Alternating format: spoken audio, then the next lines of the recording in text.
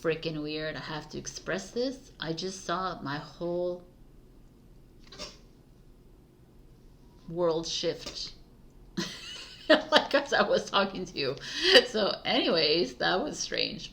Love you. Hello, my beautiful warriors of love and light, and welcome to this energy reading. Last week I was absent because I went on a road trip that was guided at a soul level. I only travel that way now, like since maybe 2022.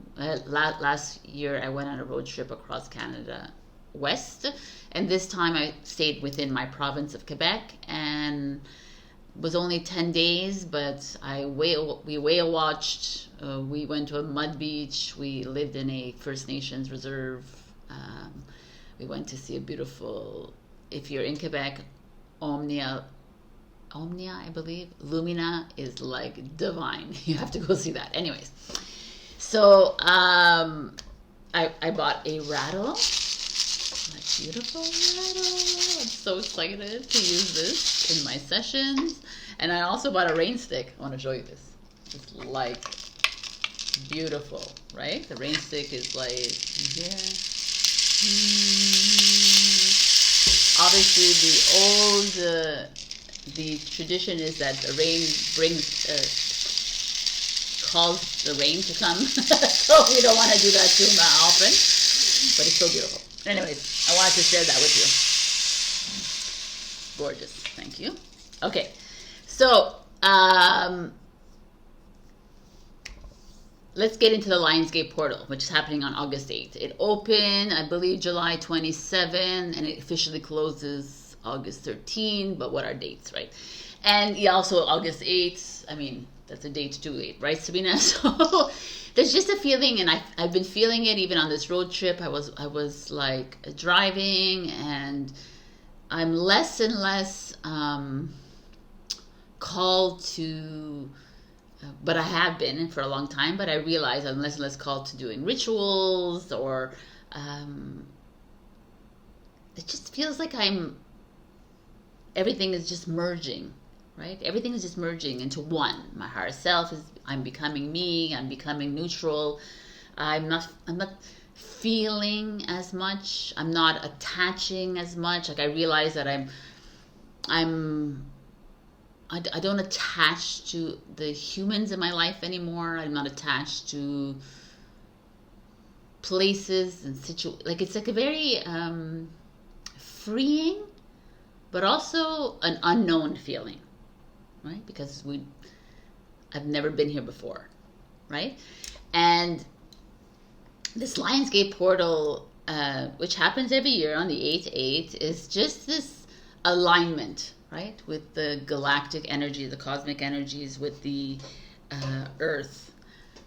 And it's just like, for me, it's like a solar, people call it the solar flares, they call it whatever it is. It's an incoming of solar energy, which is unlocking codes within you, which is activating you, which is unlocking your blueprint. And like I said on Facebook and Instagram, it's not like, oh, it's like, oh, I'm gonna feel like this on the 8th. Some people might feel, some people might not feel. Everyone is different because everyone has their own blueprint, and everyone has their own mission, and everyone has their own purpose, and everyone has their own. And we're all one, but we're all individually feeling these things differently because we're at different levels. And and like I always say, no one is better than the other, because we're all working together. Whether you're the first wave or the second wave or the third wave or the NPC, doesn't matter, because you're all working together. And when I was on this road trip, we had the full moon in Aquarius, this massive moon, and we were staying in this Airbnb, like literally it was right in front of us. It was like, wow. And even though, like, to me, the full moons and new moons, I feel like it's part of the programming a little bit. And the Mercury retrogrades, like how many times we have this, like we experience this, and it's like, it's just another reason to, like, I did it too, I fell for that too, but it's just like, what I want to talk about is the programming again. And I've talked about it in many other videos, but I know I have new followers, and also I'm going to talk about it again because it keeps coming up. And it's like the realization that we are the writer, the developer, the creator of the program, our program that's within us, is that aha moment where you realize that if I am that creator, then I can dream my new dream. Then I can create my new dream. But I could say that till I'm blue in the face, and if I don't actually believe that I am the programmer, then I'm just going to remain in this fear-based box that we live in, right? This society that is like keeps us limited. But we have this potential to do whatever we want, right? And it's so interesting. So I was on this road trip. I'm going all over the place. Now I haven't even followed any of my notes, but I met this man in a random coffee shop in a random city. And he was like, so like he wanted to talk. So we allowed him to talk. But he was like, here's my card. I'm a PhD, MD, what all these D's and the MBA. I don't know what he was. I created this. I wrote this. The Vatican uses this for me. This, and I was like, wow. And the whole time he's talking, it's just like I couldn't really engage, but I was listening to him because he just felt the need that he needed to talk. So I was there to listen. But a little part of me was like, don't talk, don't say anything, Sabrina, just like let him talk. But then he said something and I just answered. And I said, I don't believe in medicine, right? And that was it for him. He was like, what do you mean? If I didn't do this and the doctor, I would have died. And I said, well, it's because you don't, like the cells, you can program your cells, right? To heal yourself or not even create that disease. Anyways, it was so interesting to see the dynamic because as soon as I talked about that, he's lingered a little bit and he left. Didn't say goodbye, didn't say like, and I was like, what the F? Like, this is the Matrix to me. It's like, why can't we just listen to each other? Doesn't mean I have to take on what you have to say or whatever, but it's like the fear of the unknown. And this is this desire to stay in an orderly, like to have order in your life. And the collective is hanging on to this order, to this regiment. No, this is what I know. This is what this is what I've learned. This is what this is. And I cannot go outside of that because it's uncomfortable. And then on this trip is what I realized that I freaking love and I thrive in the uncomfortable. And only because I went through it.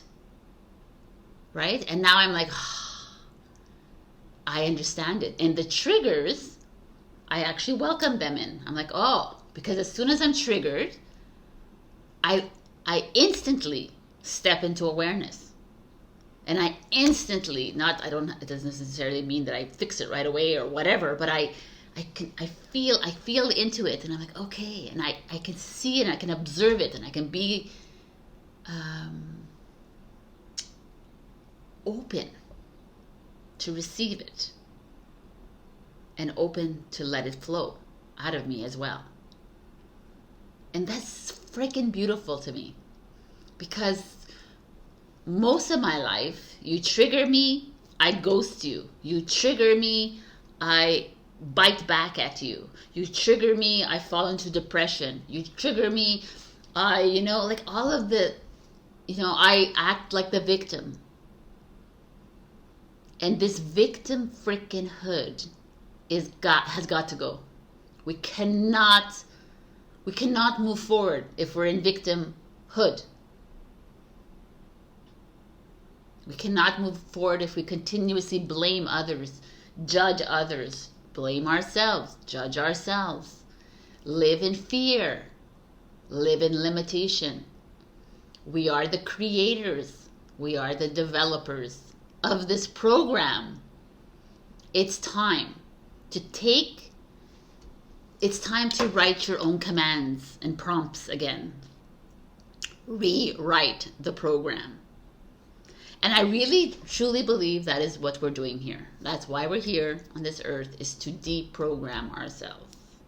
Because the ego mind is very comfortable with the program and will instantly jump in as soon as you're doing something fearful. Or say, no, stay where you are. No, don't go. No, you're going to die, or you're going to do this. You know, like last night, I was in bed, whatever, and I was like, I had this rush of heat, you know, like, oh my God, like a night sweat, whatever. And I was laughing because I truly don't believe that I don't even engage with the menopause, the word menopause. No, because I just know that my body's in full transition mode and it's going to experience whatever it experiences. It's not like I experience that every night anyways. It's like once in a blue moon. And I experience it, I don't go to that label. And when my eyes are blurry, I don't go to like aging. That's not my go-to. It's like, oh, my eyes are blurry and I'm transitioning into a 360-degree vision, right? And what I say to myself, like if I say, oh, I'm aging, cancel, clear, delete. If I'm aging, my cells are like, oh, she's aging. Let's bring up that program. Let's set it up now. Oh, aging program number 622, whatever, right? And it's like, and then they begin this program until the moment you say, no, shut down that program, please. It's you, because you're the one. You're the architect of this program. It's up to you. It's not up to anybody else. It's not up to me to tell you to do that. Like I can advise you, and you have to do it on your own, right? You are the divine. You are the child of the divine. So it's up to you. Whatever it is. And this is a trigger for many people, that your cells actually have control. Because it's not your cells who have control, it's you, by the way. You are the commander of the cell.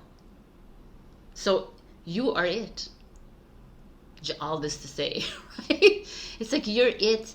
So if you want to see change in your life, it's you. It's on you. It's not on anyone else. Nobody. Just you. You can change your life. You can change your path. It's you. It's like the poverty mindsets. Your ego latches onto that so quickly. It's like, yeah, you can't afford it. You can't do this. You can't do that. No. Stay in the box. Stay in the box. Rationalize it. You didn't finish high school. You didn't finish college. You didn't finish university. You can't. It's your ego mind, and it's not. We don't blame our ego anymore, because the ego is there for that reason. We could just acknowledge the ego and say, listen, ego, like, this is the time to talk to yourself. Listen, ego, that's not where I'm at anymore. And you could just break down the ego. Slowly. We still need an ego for a lot of things, because we're still living in the matrix. But it's just becoming aware of this, which is so mind-blowing to me. You are the programmer. And this is another thing that I talk a lot about. I've talked a lot about this information. Education systems, webinars, TED Talks. You know, there's everything that you see that is like being promoted, you need to question, right? The news, self-help books on whatever. We don't need that information. Why? Because it's old story. If you are on this journey with me, you can understand what I'm saying. Because it's like I said this before. Like I went to this First Nations reserve, which is you know, an indigenous tribe, and it's really beautiful, and the rain stick is like welcoming in rain, and it's like the old traditions, old myths, old folklore, and it's really beautiful to be there and appreciate the way they lived and the way they did things. But also, to bring it into this now moment doesn't make sense to me, because we are not living in that moment in the late 1800s or the 1900s that they were living. So why would I bring in that here? And it's like, oh, but that is, you know, the way, and it's not the way, because the way is the future, is like technology is the way. And it's like, or I don't even know what the way is, because it's a freaking unknown, right? So it's like, why are we like holding on to this old way, old story? And it has nothing to do with just them, it's us too. Why are we holding on to our old story? I used to.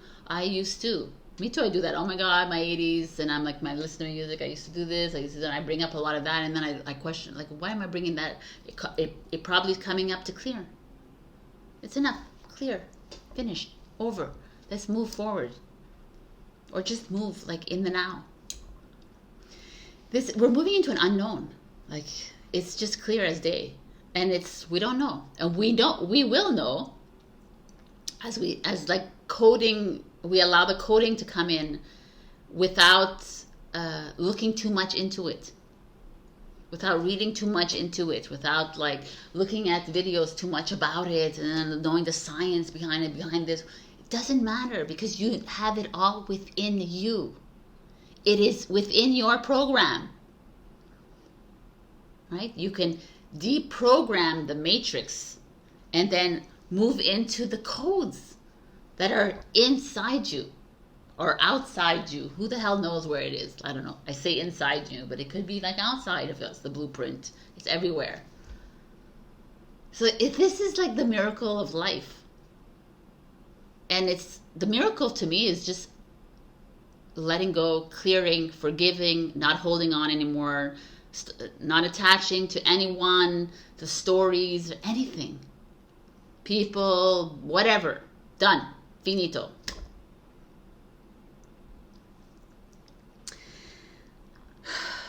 We are wise. We have the wisdom is within us. And we're programmed to believe that we need to get a certificate, a diploma, of whatever. We need to get recognition, validation, approval. We don't need any of it, because you are it. You're freaking it. You. And you, and you, and you, and you, and me. And we're all together coming in, bringing this in together. We are beautiful.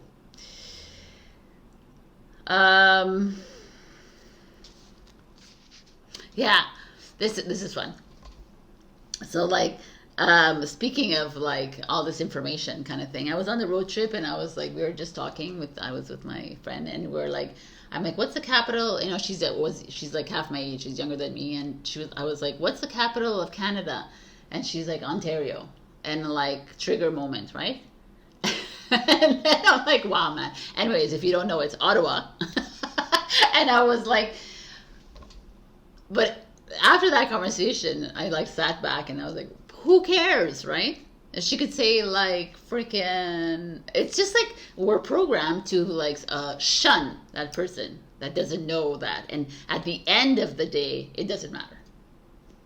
But I am a snob for geography, so I'm always like, oh, right? But it's just like, again, it's just us attaching to like the sillinesses of this life. And if you're interested in that, then that's fun or whatever. But also not to get too like annoyed by it, right? Anyway, that was just a little thing. I thought it was funny. Yeah, and there was another thing I want to talk about because I found this very interesting. So I was talking to myself and I was like, okay, so soul contracts, right? So soul contracts, we decide when we're going to die or we're going to leave the earth, when this is going to happen. And I was thinking about that. I was like, well, now that we are moving into deprogramming ourselves and we're moving into um, like activating ourselves and all of that, then I'm pretty sure soul contracts at one point has to dissolve, right? Because we have the power to change that program, change that contract. So I'm just putting it out there because I thought that was very interesting, and I was like, wow, okay, I wonder how that works, right? Because I mean, I'll probably see a change of that in my Akashic Records readings, whatever. I'm just trusting myself, and I think that's where we're moving into, anyways. The more you deprogram, the quicker you trust yourself, right? The quicker we move into these new dimensions, the quicker we move into these new timelines. It's just like a matter of actually trusting yourself. Trusting yourself. Anyways, I skipped all around these things, but I feel like there's a lot, I don't know if I talked about this, but there's a lot of old trauma, old energy, old stories coming up with this Lionsgate, and it's like, it's time to clear. And also, I grazed on this a little bit, but I want to talk about it again, about this full moon, new moon, Mercury in retrograde. I don't know if I talked about this. I'm going to bring it up again. But try not to attach to these programs as well, because I feel like they are programs, and that we are like, oh, I feel like tired during the full moon. It's because you programmed it, and that's what it is, right? So like, to me, it's an everyday moment, and every second, every hour, every minute. Things are changing by, like, it's just happening. So whatever is happening in the planet or doesn't matter, because it's just now. And like, stand in that awareness of the now moment for you, and stop attaching to other people are feeling, their symptoms, they're like, it doesn't matter, because your blueprint is different than theirs. So if you're feeling great and the other one is feeling like shit, don't feel like, oh my God, I should be feeling like shit, or whatever, or I should be feeling great. No, just accept who you are, love who you are, and just be. And we're moving towards nothing, right? We're moving towards like trusting the void, trusting the nothing, trusting the whatever. And it's a little, it was scarier for me, and now it's less and less, and I'm kind of enjoying it. And like I said, I'm enjoying the triggers, and I'm enjoying it all, because it's like helping me clear, you know, like when someone triggers you, that's that moment where you get to clear that shit out of your body instantly. Instead of letting it linger, instead of like feeling sorry for yourself, instead of getting upset at someone else, you're just like, okay, wow, frickin' A, she triggered me. I'm gonna like look at it, whatever, I'm gonna observe it, I'm going to forgive it, and I'm gonna release it, and I'm not gonna hold on to it anymore. Because why am I holding on to this? I'm carrying the weight of this. Enough. The same with the twin flame, the same with the soulmate. Enough attaching. I've learned that too on this trip. I didn't think it was so. I came back, oh my God, my friend was like, did anything happen on the trip? I'm like, not really. And now it's like, it makes sense. Like, it's just like, even when I was on the trip, it was like, what am I doing? They're like, you're activating, but it doesn't matter. You don't need to know the details. And I'm like, okay. Right? Me. This is me. And now I'm going to stop saying higher self. It's me. I am the higher self. Right? You are the higher self. You are the spirit guide. You are the creator. You are everything. Start trusting that you are that. And start listening to yourselves, my beautiful warriors. Because we got this. Anyways, this is what the reading of this week is. And I'm going to go into the readings. And I hope you have an amazing week. This is a powerful month again, August. There's a lot of integration, but very on a physical level. Okay, it makes sense because it's Leo season and Virgo season as well. So fire, earth. We are, you might be feeling it physically, you might be, doesn't matter, right? Like I said, let me just end this with a beautiful rattling. my beautiful new rattle. So just going to start at the crown chakra.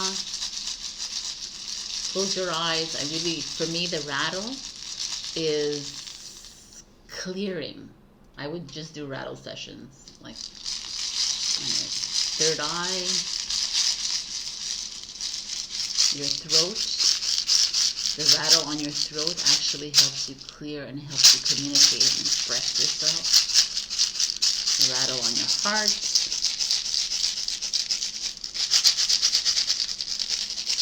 Open up your heart. Love yourself. Your solar plexus. Get the confidence that you need to trust yourself. I should go lower. Your sacral chakra. The sacral chakra is your sexuality. If many of you have been traumatized that way, the rattle will help you clear that. Also creative expression. And your roots. I'm going down. I'll go near the root is the grounding. You know, a lot of interesting, a lot of us are so focused on this crown and the third eye, and we forget to ground ourselves. So I'm just going to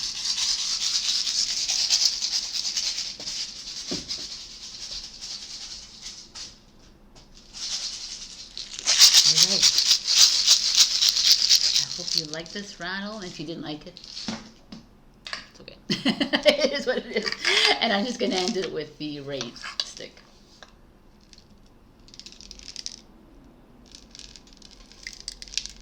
It's like the opposite way. Okay.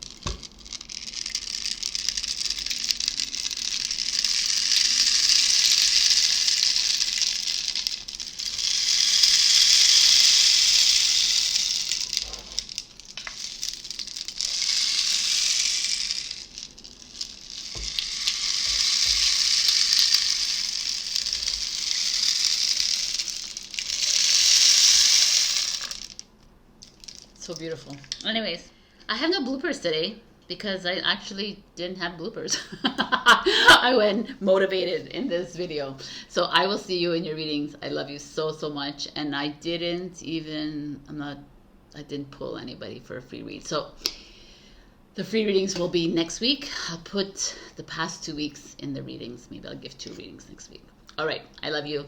I'll see you soon. Bye. Hello, Aries. We got mending 52-7. Mending feels really strong for me, for you, Aries, because I feel like a lot of you had to be pulled apart this past year. A lot of you, like, mending is like sewing back together something, right? I feel like you've had to fall apart to get back together, and you're doing that right now. You're like, the quilt is being made. You're reimagining your new story. You're recreating this new story of yours, but you had to, and you're still in the process of it. It's not like you've done it, right? That's just everybody. And it feels like you are in the process of forgiving. Like, forgiveness is like a huge thing for the human, because forgiveness means actually completely releasing that other person who has failed you, who has wronged you, who has taught you, right? Has triggered you, who has brought you to this place. And we can say, I forgive, I forgive, I forgive, but if that name comes up, or if that feeling comes up again, it still triggers, then the forgiveness has not been fully fulfilled, right? So this is a poignant time right now of fully releasing that which is trying to hold on, right? That thread, that frayed thread that's trying to hold on, and it's like, it's time to cut it and re-sew anew. So funny. I don't know. like my the leather or whatever this is like coming off. Anyways, so interesting. Okay, let's see what's going on with you. We have Lovers, Aries, Aries, Gemini. What is up with me? Gemini, Lovers. Lovers is also a choice card. We have the Three of Cups underneath the Lovers. I gotta tell you, when I see the Three of Cups, it could be like you have more than one choice to make in your Lovers. It could be that your Lovers are frolicking. Okay, let's see. The Six of Cups is the past, memories of an old. The Hermit, Virgo energy,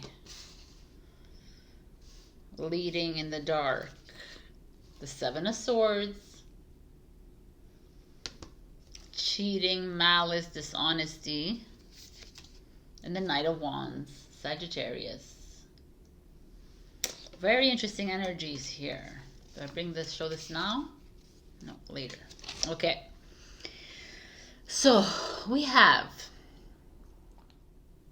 I almost feel like a lot of things happening here. We're mending, we're trying to fix things. This is a Lovers. It could be a romantic, someone in your life. Could be a choice that you make. Could be the swingers out there also, because the Three of Cups is like many people.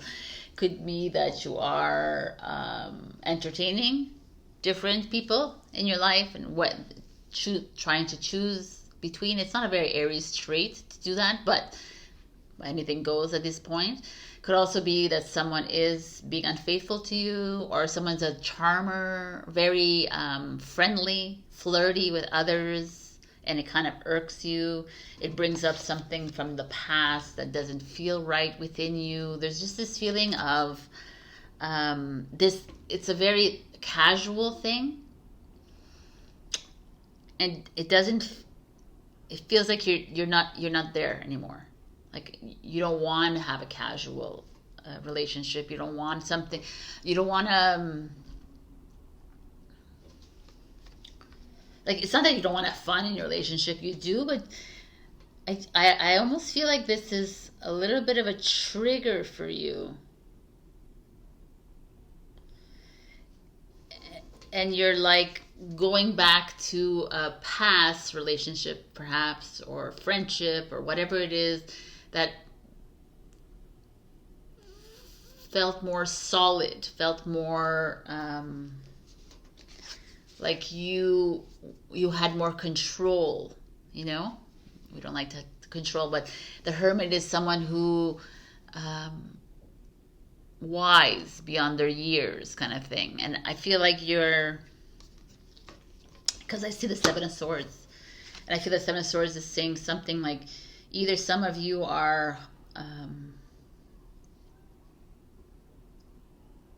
allowing a past energy to still rule and control. Like, perhaps the Lovers, the Three of Cups, perhaps it was a past thing, right? Something happened in your past. Someone cheated on you in the past. Someone was unfaithful to you. Someone was unstable.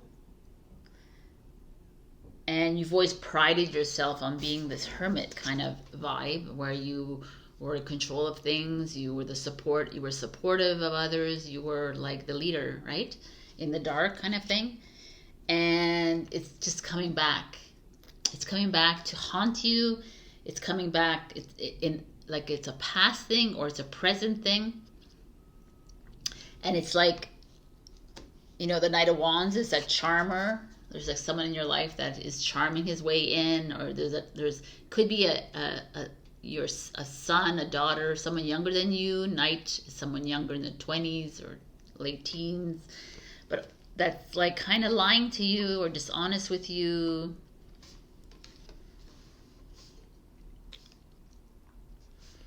There's really it's very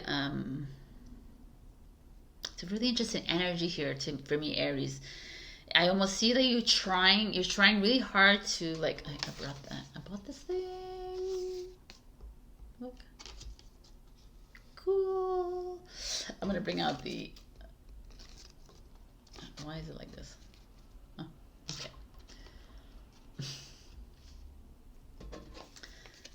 The players.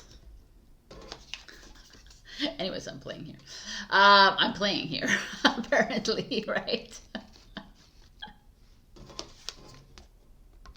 They all fit except for one, the Six of Cups, which is fine. To me, it's like there's this feeling of, even though these cards are not like so bad, I just feel because of the Seven of Swords here, I feel like there's a little malplay within your relationships or with a past relationship that's coming up. And it could be like I said, with a romantic partner. It could be with like a daughter, a sibling, a family member, a mother, a father. It could be whatever it is. It just feels like it's coming up for you, and you're so used to being this like leader, kind of. You're so used to being solo on your journey, and it's a little bit uncomfortable for you right now with the Seven of Swords. And you have to, it's not working right. You have to contend with this like Knight of Wands energy,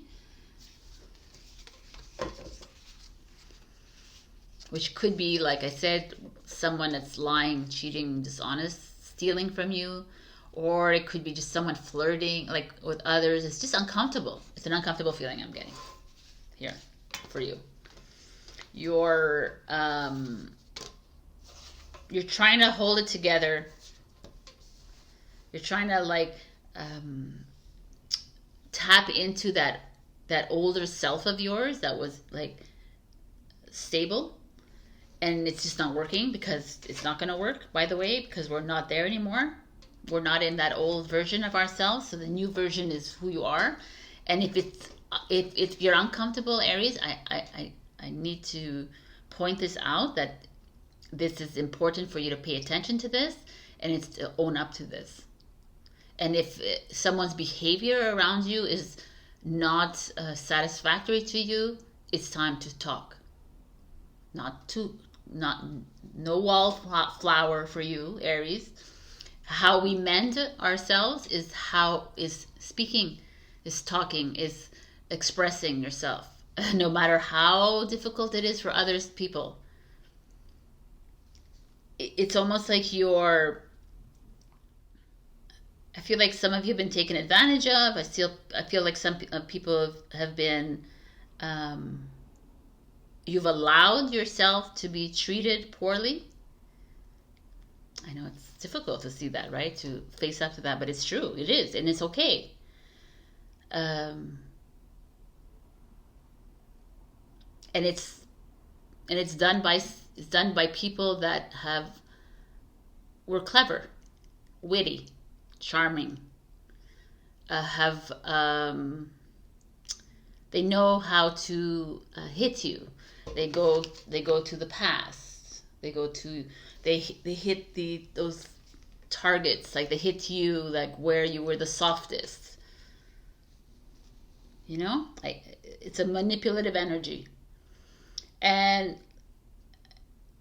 I'm not saying it doesn't have to be the current relationship you're in, or it could be something from the past, it could be now, it could be whatever, but you'll know what this is, this energy, how this is coming up for you, because to me it's still around you, and this is mending thing speaks high. It means that it's time to pull out those loose threads.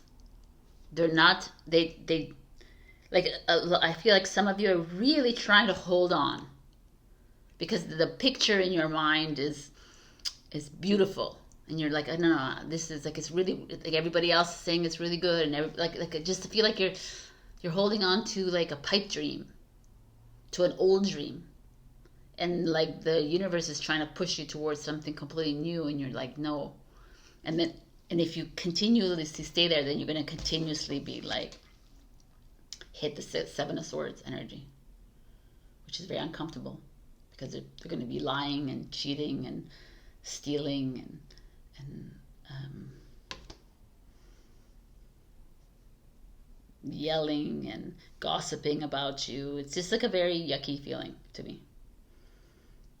And it's up to you to like move away from it, kind of thing. The Knight of Wands, it's up to you to like take the charge and move forward.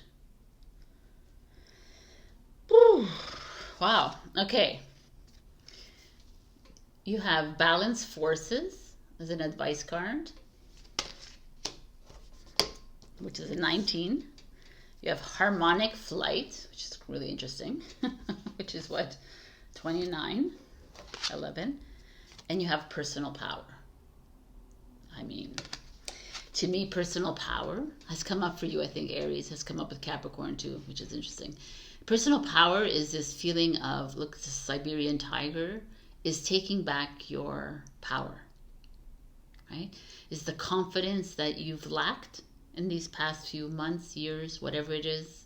It's that thread that was once really strong that you've allowed to fray. Maybe you did it unconsciously. Maybe it was fraying because you needed to find that strength again to rethread it.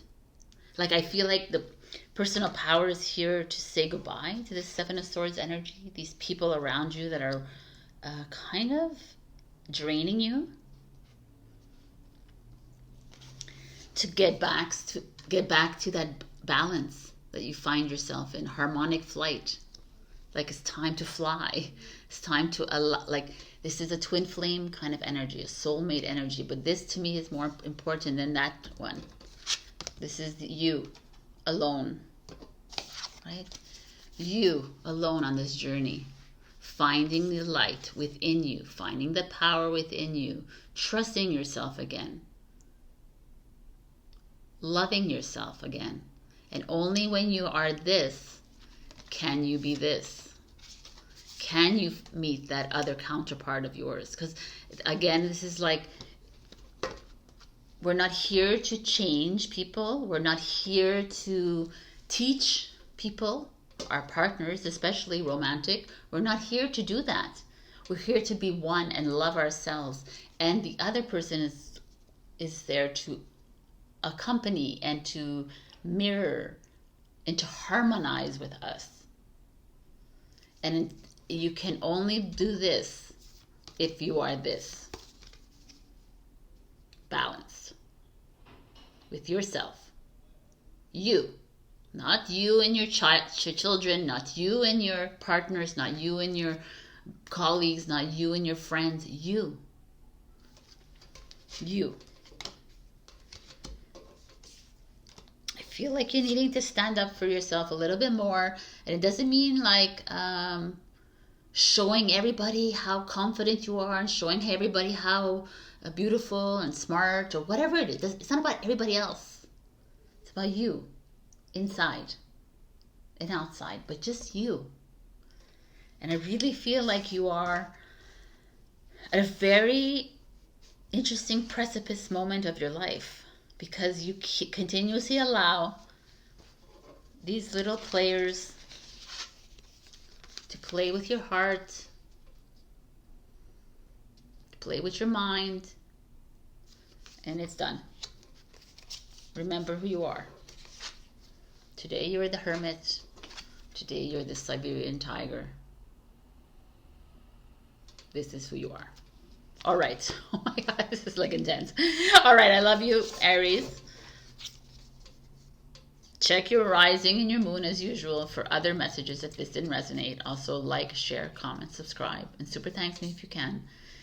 And we're all going through this. It's very challenging, but the best thing you can do is to face it. No more denial. No more playing a part for everybody else. Just be you. I love you, and I'll see you next week. Hello, my beautiful Taurus. We got Treasure Island. I mean, I can't express. I have no words. Every week is just more beautiful than the other one. So we missed last week, so who knows what that was. But Treasure Island to me is so indicative of the journey that the Taurus is on. It feels to me like you are doing the work that you need to do. And there's this abundance is following you. And if it hasn't manifested yet in your life, like, know that these cards are just saying that it's coming and it's on its way, and it's just to continue trusting, like continue trusting yourself, continue trusting the journey, and it's there. But if the moment you negate it, the moment you say, oh, bullshit or whatever, is the moment it takes another turn, right? So Treasure Island is like, it's here, it's all around you, my beautiful Taurians, and it's just trusting yourself. So let's see what the cards have for you this week. We have the advice, and we have the Page of Wands, which is an Aries, Leo, Sagittarius, and this speaks of new beginnings, new projects, new relationships, new everything. Basically, it's this like very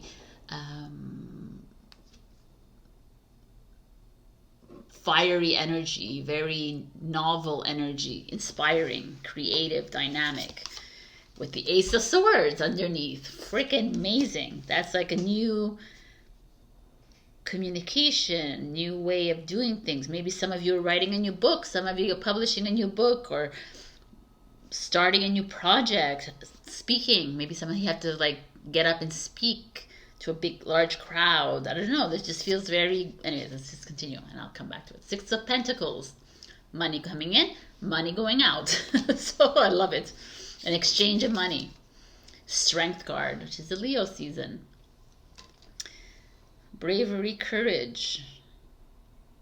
Standing in your ground. The Four of Cups. Not trusting, not believing all of this is happening. I kind of like this. And the Knight of Swords. Making it happen. Even when there's distrust. Even when you're like, are you sure the treasure? Are you sure the abundance? Are you sure the love? Are you sure all about this?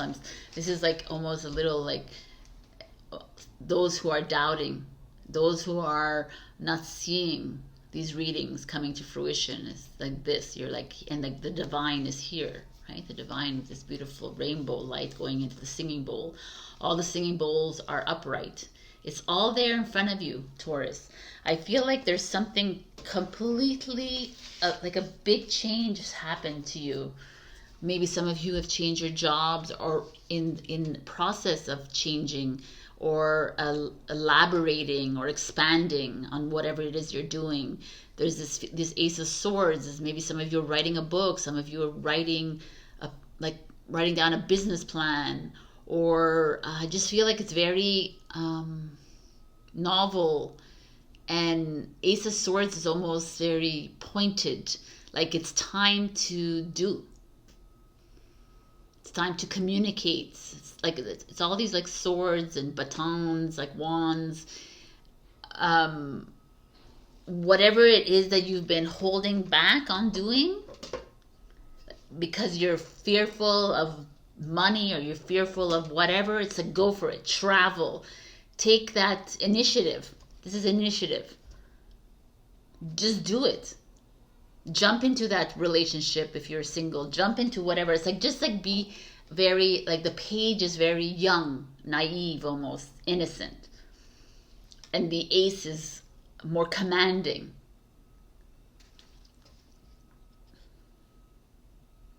Yeah, there's like whatever it is, I'm telling you right now, it's going to be lucrative because the Six of Pentacles is here.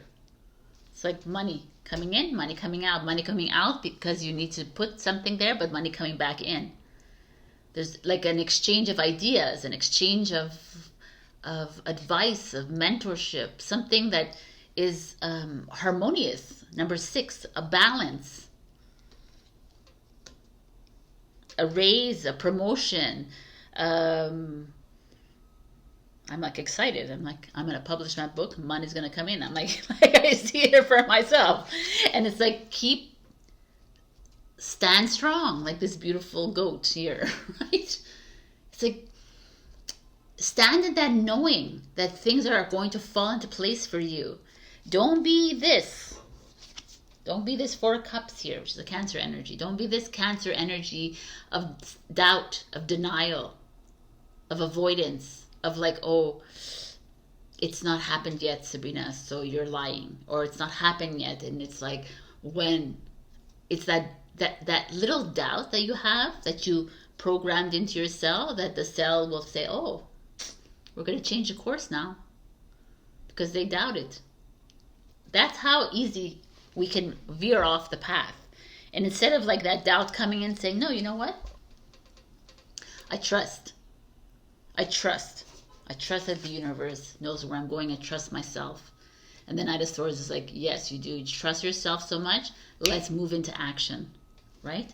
The Ace of Swords, we started the action. The Knight of Swords is like, give me the command. Give me the command in my program. I'm ready. The Knight of Swords is that. The Knight of Swords is exactly that kind of energy. The King of Swords says, you need to go and to this landmark to do this battle, whatever, like whatever. And the Knight of Swords is like, yes, I'm on it. I don't think about it. I don't ask questions. I just do. Command. Execute it. I just feel like this is it. You're at a point in your life right now where the universe has opened all the paths for you, has like cleared blockages for you, is ready. This turtle is in the waters, like heading to Treasure Island. It's like, it's there. And embrace it, Taurus. Don't negate it. Don't look at it in a linear way. Try to be expansive about it. If you have a rejection, then it's what's supposed to be. If your sales are not as great as you think, because then you need to write a new book. If you it's like if the job is not pleasing to you anymore, then look for a new one. It's like, it's very clear. To me, I feel like you're going to get compensated very greatly to stay focused, like not like focus in it, like stay trusting in yourself. And that moment of doubt that comes in, remember this reading and just like switch it up and say, okay, I see you, doubt. And I get it. Yes, no, but no. I trust that the abundance is flowing into me. I trust that I'm on the right path. I trust that this block and this barrier and this obstacle is here for a reason. And I'm just going to go for it. The Knight of Swords, Gemini energy. Like, this is fire, and Ace of Swords is Aquarius, Gemini, Libra energy. Like air, fire. I'm a tornado. Let's go. Right? The Six of Pentacles is you, Taurus, showing up. So that's good. But in the Leo strength cards is we're Leo season. It's time to trust. It's time to shine your light. Like, beautiful. 44, if that's significant to you. I mean,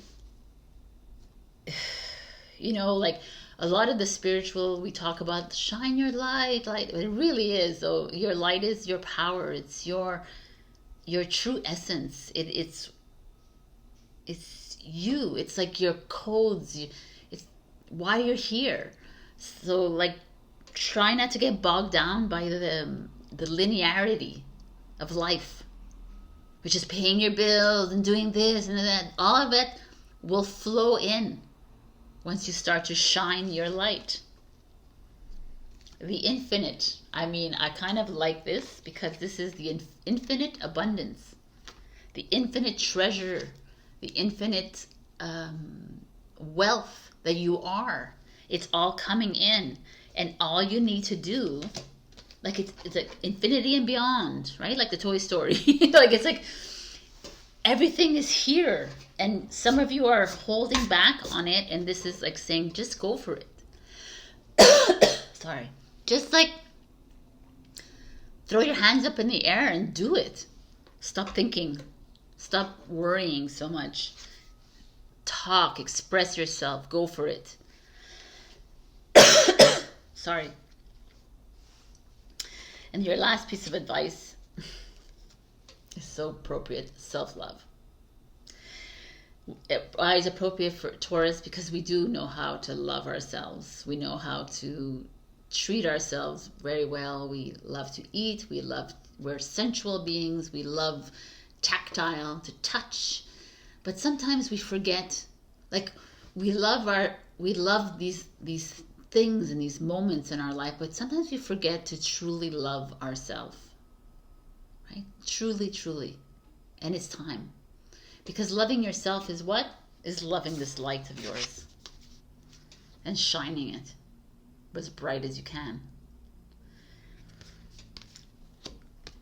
I mean, I can't express enough how many weeks is this going on now? It's like months now that we've been getting these treasure islands, abundance, love, all this beautiful cards coming in for you.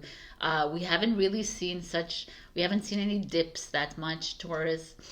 And yet here we have this 4 of Cups showing up, saying that some of you are doubtful, some of you are not trusting your path, and that's why maybe you've seen hiccups, and that's why you've been on some detours when it comes to abundance, when it comes to love, when it comes to whatever, because you haven't trusted your light. You haven't trusted yourself. And here again, universe, yourself is opening yourself up to new opportunities, new possibilities. It's time to stand strong. It's time to make the moves. Go. Stop thinking. Stop wondering. Stop pushing it aside, and just go. Just do. To me, there's money coming in for you. You will be compensated, whether it's a financial compensation, whether it's validation or approval, or however you want it, recognition. It's coming. I mean, infinite, there's like, you have access to it all. Take advantage of it, Taurus. It's all here for you. I mean, this is freaking amazing. So I love you. I'll see you next week. If this didn't resonate, check your rising and your moon. And also like, share, comment, subscribe, and super thanks if you can. Take advantage. Run with it. Love yourself. Shine your light.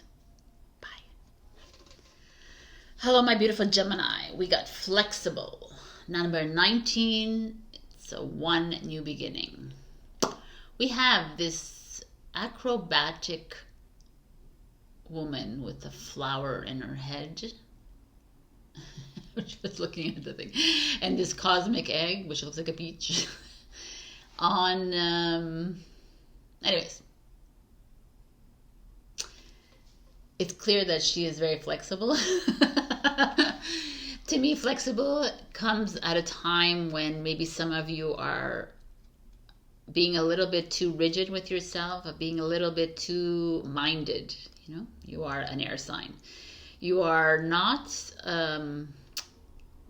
like you're being too rooted, you know, which is really strange to say. And it's like the roots of a tree. They're really, really sturdy, and they do not bend. But the branches of the tree do. They change leaves, they die, they come back to life, they get thrown off, they get broken off, they regrow, kind of thing. I don't know why I'm seeing this, like this, what this feeling, it's a feeling coming to me that some of you are holding back a little from yourself. Like you're not allowing yourself to truly be you. And the flexible card is like, okay, it's time to bend backwards, frontwards, upwards, whatever it is. It's time to give a little. You know, like it's almost like you're being very earth sign. You're being very like stubborn about something in your life, a person in your life, whatever. And it's just like, okay, let's like bend a little. I don't know. That's the feeling I'm getting for this. So let's see what it is. We have advice. We have the Six of Swords. Six of Swords usually speaks of travel or moving on. It's an Aquarius energy. The Two of Cups is usually a soulmate energy, a romantic relationship, twin flame energy perhaps as well. The Five of Cups You see here, she feels stuck, a little bit depressed. The Star card. It's an Aquarius energy. The Star is beautiful. It's like your hopes and dreams coming true. It's like you are starting a new journey with fresh eyes. It's a healing journey. Two of Wands. Again, you're at a crossroads. So there's something interesting, like a lot of you needing to move away from something. And the Knight of Cups, which is love. I mean, we got the Knight of Cups, the Two of Cups. It's like you're a romantic relationship that's moving in, coming in towards you, or you are in one, and it feels solid, but a little part of you wants to leave, Gemini. A little part of you is, it's like it's too good to be true. It's too facade-y for you, and maybe that's your rigidity. You're like holding on to like a past energy, or you're like afraid of this commitment. Because all the what's at the bottom is usually like the foundation, and here is what's coming. And here you're very like you're ready to leave. You're like seeing the glass is half empty, and you're again making a decision to leave. So what is going on here, Gemini?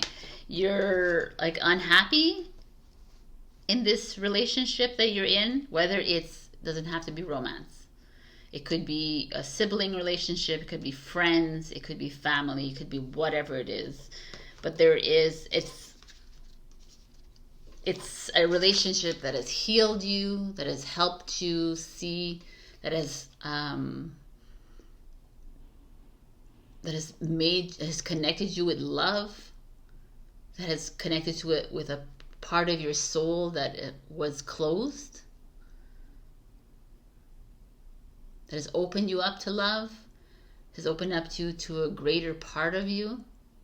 Yet a little part of you is ready to take the next door that opens. You're afraid of commitment, you're afraid to heal yourself, Gemini. This is intense again, of course, because why wouldn't it be? There's a part of you that is loves the idea of love, but is not 100%. It's not even like, are you 100%? It's not like you don't know how to love, you just don't know how to receive love.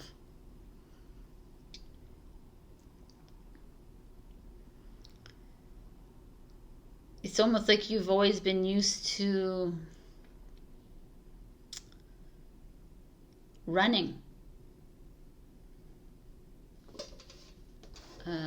hiding,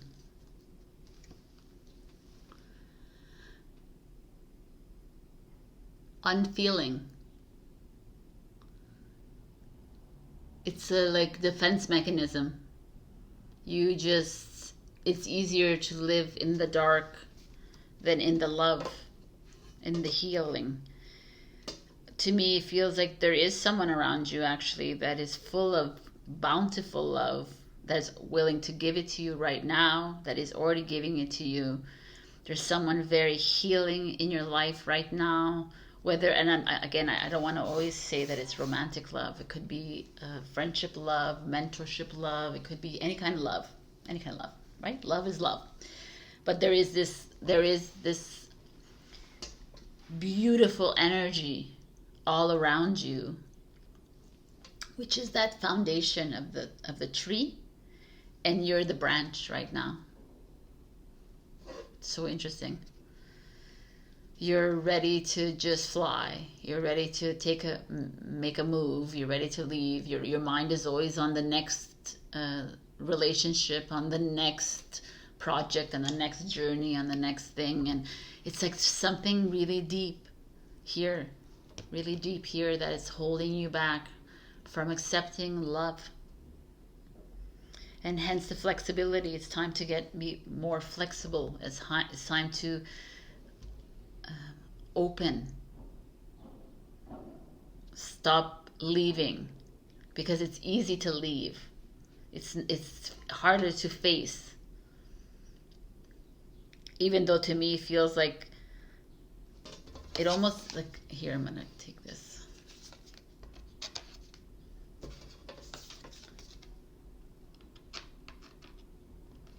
Let's see if this works. It almost feels like you see all this beautiful love here and you're ready to just forego this part. I think it's something you've done all your life. Love has come in, it was abundant, and you just, psst, I can't deal right now because I'm too into myself, or I haven't figured myself out, or I'm like stuck in my darkness, I'm stuck in my, I don't trust myself, I don't this, and it's like, yo, it's not working for you anymore, Gemini.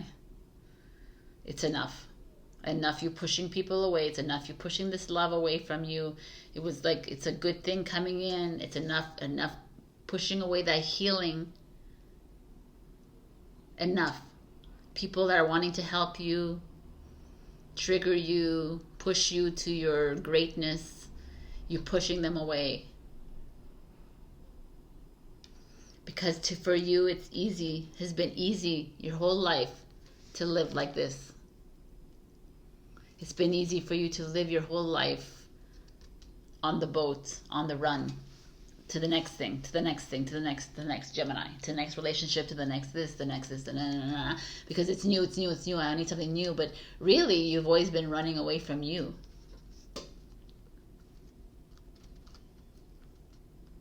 It's time to sit and truly love you. No more running.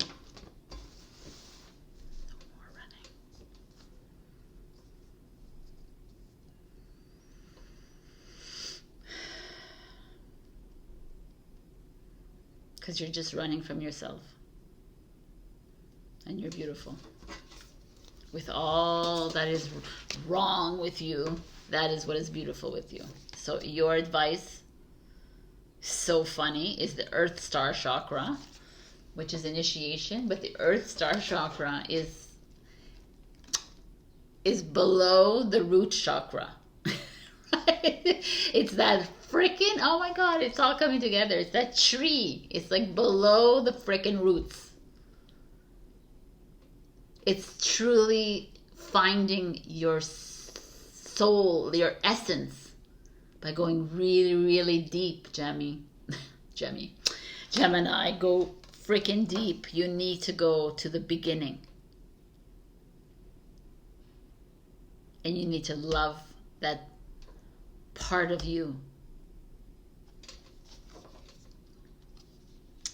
Radical expansion. I mean, this freaking beautiful dragon, the rainbow colors. It's like you go deep, you love yourself wholly and completely, and when all this love comes in, you're radically open to love, to change. It's not even change. I don't even want to say change because you're open to change every time. I just think you're closed off to love.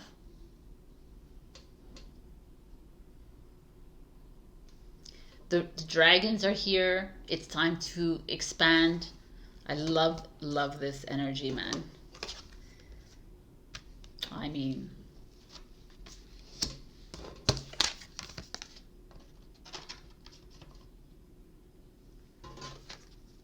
energy balance. It kind of like ties in this whole rainbow dragon kind of energy. It's like we start from the bottom. We started from the bottom, now you're here, right? Like, so the Earth Star Chakra is going really deep inside, and really loving yourself so that you can allow the love to come in, whether it's from a relationship, whether it's friend, like whatever it is. This is all about love today in you, because I feel like there is this resistance to allowing love in and to allowing yourself to feel at 100%. And it's time to surrender to that, and not allow yourself to shut it down before it even begins. Take note when you are about to close that door on that relationship, on the job, on whatever it is that you feel uncomfortable with. And you know what? It's not even fun. It's not even uncomfortable, because I feel like you can face the discomfort. I think you just have a problem with love. Love, people. Love. Love is yours, and you have a hard time accepting it. So it's time to get flexible. It's time to open your heart. It's time to stop running away from it and allow it to just come in, because it's going to be the healing. It's going to heal you. Powerful. All right, Gemini, this is your reading of the week. Okay, I hope it resonates with you. And if it didn't, check your rising and your moon. Also, I love you. Yes, I do. Like, comment, share, subscribe, and super thanks me if you can. I will see you next week. Bye. Hello, my beautiful Cancer. We got community with these beautiful giraffes. Number 8, which is infinity, power, strength, and this face. I never noticed that. It's like a shelter. There's like a face in it. Anyways, the community is all about coming together, soul gatherings, people coming together, whether it's like you're developing new friendships, new relationships with others, like a strengthening of a bond, but also maybe you moving into like a new group within your workplace, within your social life. Like, it just feels like a coming together, like you're changing things up in your life. To me, it's all about community anyways. As we move forward into this age of Aquarius, we're all like coming together to share our interests and love and ourselves. So this is really something special. Maybe some of you are opening yourself up to new communities, new people. So welcome. And these are a lot of cards here. Okay, we have advice.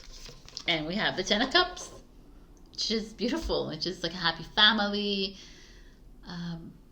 joy, contentment in your life. Like you're in a really good place in your life. So kudos.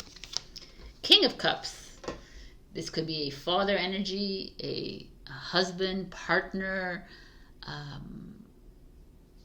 It's usually a dominantly male energy. It's a Scorpio energy, Cancer, Scorpio, Pisces, which is you too as well. And 10 of Cups is a Pisces energy. Just feeling of perhaps you're in a really good relationship, or with your family, with your partner, with I don't know. Nice. I like this one actually. Ooh. The devil. Why is the devil here? Okay, we're gonna look at this. Fuck. Capricorn. Judgment. Scorpio again. Deep darkness. 8 of Swords. Gemini energy. What is going on here? And the Fool card. Aquarius. All right. Cancer. So we begin this as like, wow, things feel really good. You're like in a great place. Perhaps this is a surface thing right now that's happening. You're moving into new communities. You're like this. And then the devil, the judgments, and the 8 of Swords show up only because you're in a very strange place right now. Perhaps you're giving yourself too much to people. Perhaps there's people taking advantage of you. Maybe you are obsessing about something. Maybe your ego is definitely at play here. You're maybe expecting, you have high expectations of others around you, like you've opened up yourself to people, different people, and now you're judging yourself heavily, you're judging other people heavily, and it's not making you feel really good. We could turn this around and say there's someone around you that is highly manipulative, highly controlling, someone who's my way or the highway kind of feeling, very obsessive, egomaniac,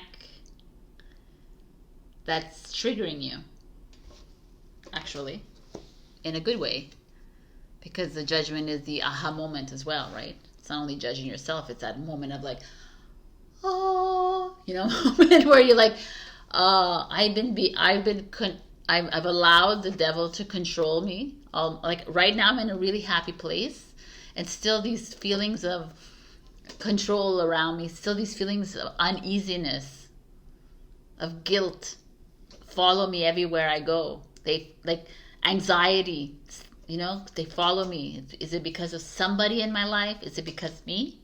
I heavily judge myself. It could be Cancer, because you do that. You tend to do that. You tend to judge yourself. You tend to bring on everything onto your shoulders. And then there's this judgment, like clearing happening, and still yet you tend to move towards you taking on the heaviness, the weightiness. You know, it's like I just feel like you're having a hard time. It's so interesting to me. I almost feel like you've hit this beautiful path. Like life is turning out great for you. Like, you know, you're financially fine. You're happy at home. You're happy with your friends. Perhaps you have met someone who's very loving around you, that is caring and taking care of you, blah, blah, blah. Or there's like a kinship, but yet there's the devil that shows up. So what happens? Is the devil this King of Cups? Is there something else behind this facade of happiness?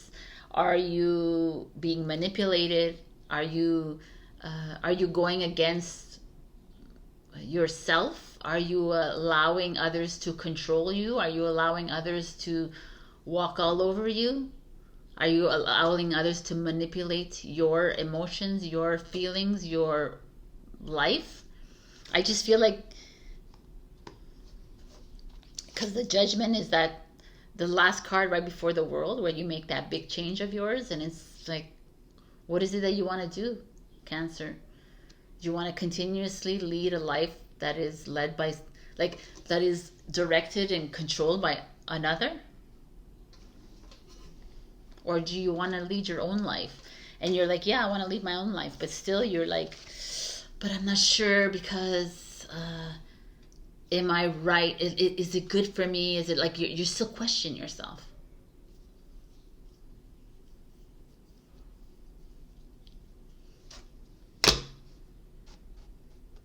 And the Fool is like, fuck it, Cancer. What are you doing? Stop allowing others. Stop allowing others to control you. Stop it. Stop allowing others. Stop allowing yourself to be clouded by judgment, by blame, by shame. Like, these are choices that you make for yourself. Like, you can't blame someone else for how you're feeling. The devil is here to trigger you. The devil here is to awaken you to something that is uncomfortable within you. So the devil's like saying, hey, are you feeling comfortable yet? Do you feel like that I am manipulating you? Do you feel like I am treating you badly? Do you feel like I'm doing that? Well, good, because that's why I'm here. And you're like, oh, yes, I see that now, but still I have a hard time. I don't know what to do with it. And then the Fool is like, yeah, you do. Cancer, it's time to make a move. It's time to step into it and to align yourself with a community of people that are like non-judgmental, people that are open to you and to love you unconditionally, that do not create boundaries, do not create limitation in your life, that are free and open. So this is like freaking beautiful energy. The advice that comes for you is Mount Shasta. And for those of you who don't know Mount Shasta, this is in California. And this is like the land of Lemeuria. This is Lemeuria. Lemeuria is an ancient civilization. Is in the Starseed history book. It's the original, where the original starseeds are the Lemurians. And then they branched off into the Atlanteans. So Mount Shasta is like, go back to your essence. Like, even if you don't believe in this starseed, that you're a starseed or whatever, Mount Shasta is saying, go back to who you are. What is your true essence, Cancer? What is it that you want to do in your life? How do you want to be? Are you creating a different persona for different people in your lives? Is it time to just be truly you? Yes. Why are you creating this bubbly persona for this person and this sad persona for the other one and this and this? That creates anxiety. That creates stress that does not belong with you in Mount Shasta, right? Like in this, like your OG, this is your original blueprint. Your pure love. And now it's time to release all of that makes you feel like this. Whether this is you, the devil, or it's someone else that's manipulating you. But the only person can manipulate you is you. You allow manipulation to happen, right? You allow someone to control you. You allow these people. It's not anyone else's fault. It's you. Your choice. So now it's time to, do you want to feel like this? You want to allow that? You want to allow the trauma that you had when you were a child to keep playing itself? You want to continue being the victim? You want to continue that? I don't think you do. Maybe you do, right? But the OG Lemurian doesn't feel that, doesn't have victimhood within their blueprint. And let's see what else there is. So the soul star chakra, merging with the divine. I mean, the soul star is like the crown chakra. And the soul star chakra is the next one. And then there's the galactic chakra. And then there's a whole bunch of other ones, right? So this is like going deep, deep, deep. Really, truly, Cancer, you're getting this message to go really deep into your light. Into your OG-ness, right? To your essence. And it's time to face the demon. Because the demon is you, first of all. The devil is you, right? There's the angel, the devil. These are like polarities that don't exist here. They're all one. It's like facing that demon saying, yeah, whatever. You could try to bring me down. You could try to control me. You can try, but it doesn't work. Because I am love. You know, the only reason I feel like this is because I'm allowing this to happen to me. I'm allowing myself to feel anxious, and I'm allowing you to take control of me. I'm allowing you to manipulate my life, but nobody has control over me. Nobody. Nobody. So really beautiful energies and potent, and we have compassion, which is beautiful because that is it. It's having compassion for yourself as you move through these energies. Having, whether the King of Cups is the devil or not, but having compassion for the King of Cups, having compassion for yourself as you move through these uncomfortable energies, but knowing that the uncomfortable energy is exactly where you need to be. The trigger is exactly where you need to be.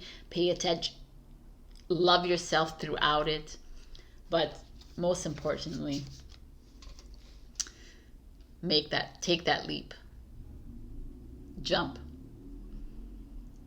towards those communities that make you feel great inside.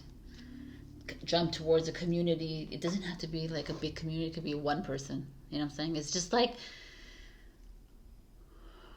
go to where you feel alive. Go to where you feel love unconditionally. That's what compassion is all about. This is very interesting energies here for you.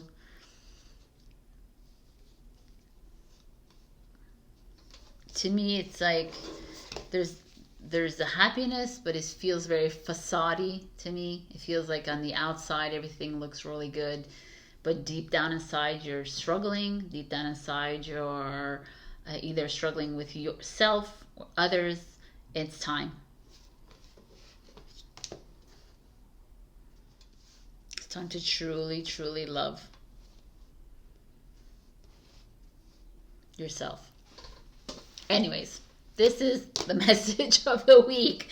These are intense. It's like, okay, you've been gone for a week. Now we got to get intense. Take this message as you wish. If it doesn't resonate, check your rising and your moon as usual. And also like, share, comment, subscribe. It super thanks me if you can. So, you know, the devil gets a bad rap, but it's really you. It's your shadow. It's the people around you who are contractually supposed to be there to trigger you. So embrace that devil, love that devil, release the devil as much as you have to release the angel, right? I love you, and I'll see you next week. Bye. Hello, my beautiful Leo, and happy birthday. We got a message in a bottle. 15, 6, harmony. Message in a bottle with this beautiful stork on the lid. It's floating and there's stars, or not stars, but seashells in it and something else, but I can't see. For me, this speaks highly. Water is emotions. The sky is communication. So there's like there's something coming towards you, whether it's someone coming in from your past that needs to reach out to you, so pay attention to that this week or the next few weeks. Or perhaps there's like something within your throat chakra that needs to release. I feel like you're being given messages from yourself and your divine, and maybe some of you are not really paying attention to the actual message coming towards you, and it's like, hey, I'm here. And I like this stark, and I said it in Instagram and Facebook, but it almost feels like a baby delivery. So some of you are thinking of having children or working on that. That could be something coming towards you, and I kind of like that. And it's taking its time, so don't like rush into it. You know, it's like coming with the water, right? Nice message coming towards you. Open your eyes, open your ears, pay attention. Also, a lot of, like, the fact that the bottle is halfway in the water feels like you're holding yourself back from expressing something. So let's just see what's going on here. Put this here. These are your messages. And we have the Page of Swords in reverse. Interesting. The Page of Swords is starting a new project, writing a new book, jumping into something new, but it's in reverse. So you're resisting moving into a new project, a new job, a new something. Interesting. What? Okay, it's interesting because swords is communication, and this is a message in a bottle. Oh, and the Emperor in reverse. The Emperor could be your husband, your partner, your father, your grandfather, like a male, someone who has a divine masculine energy in your life. Could be the government, it could be accountant, you know, someone very male. I don't know, accountants could be female, but authoritative in reverse.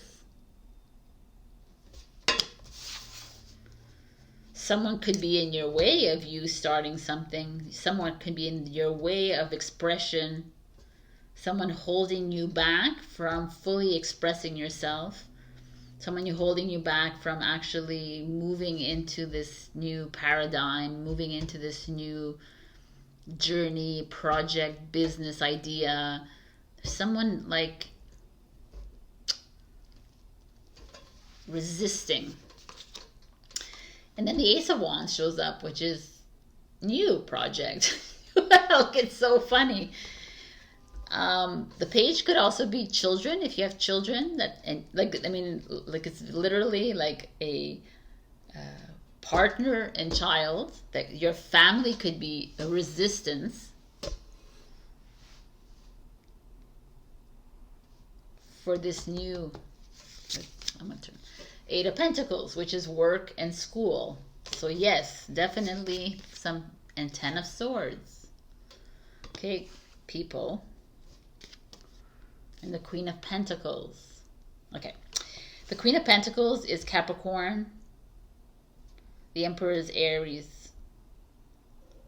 The Ace of Wands is a fire, is Aries, Leo, Sagittarius. I mean, the Page of Swords is Gemini, Libra, Aquarius. We got Gemini here. We got Virgo here. So just putting out those signs in case that's relevant to you. But to me, there's definitely like a feeling of, bring this here. Some of you are in transition mode.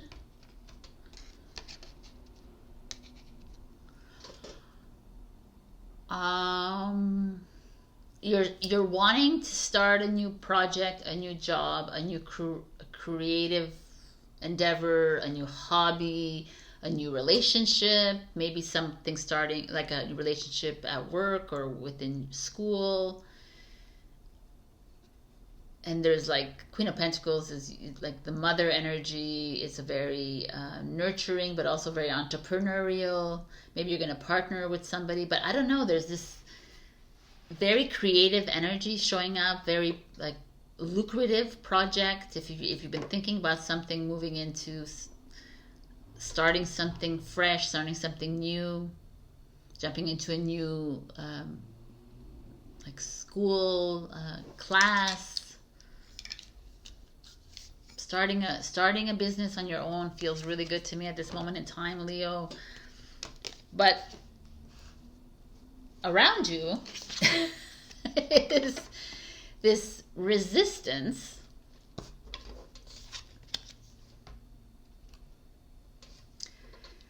like these are like your family, like children and a husband or a partner, or could be female emperor, or the government holding you back, holding money back from you. There's like a long waiting line, or like you're like waiting for something to come through. Could be a publisher and you're writing and they're like causing problems for you, or there's just like this delay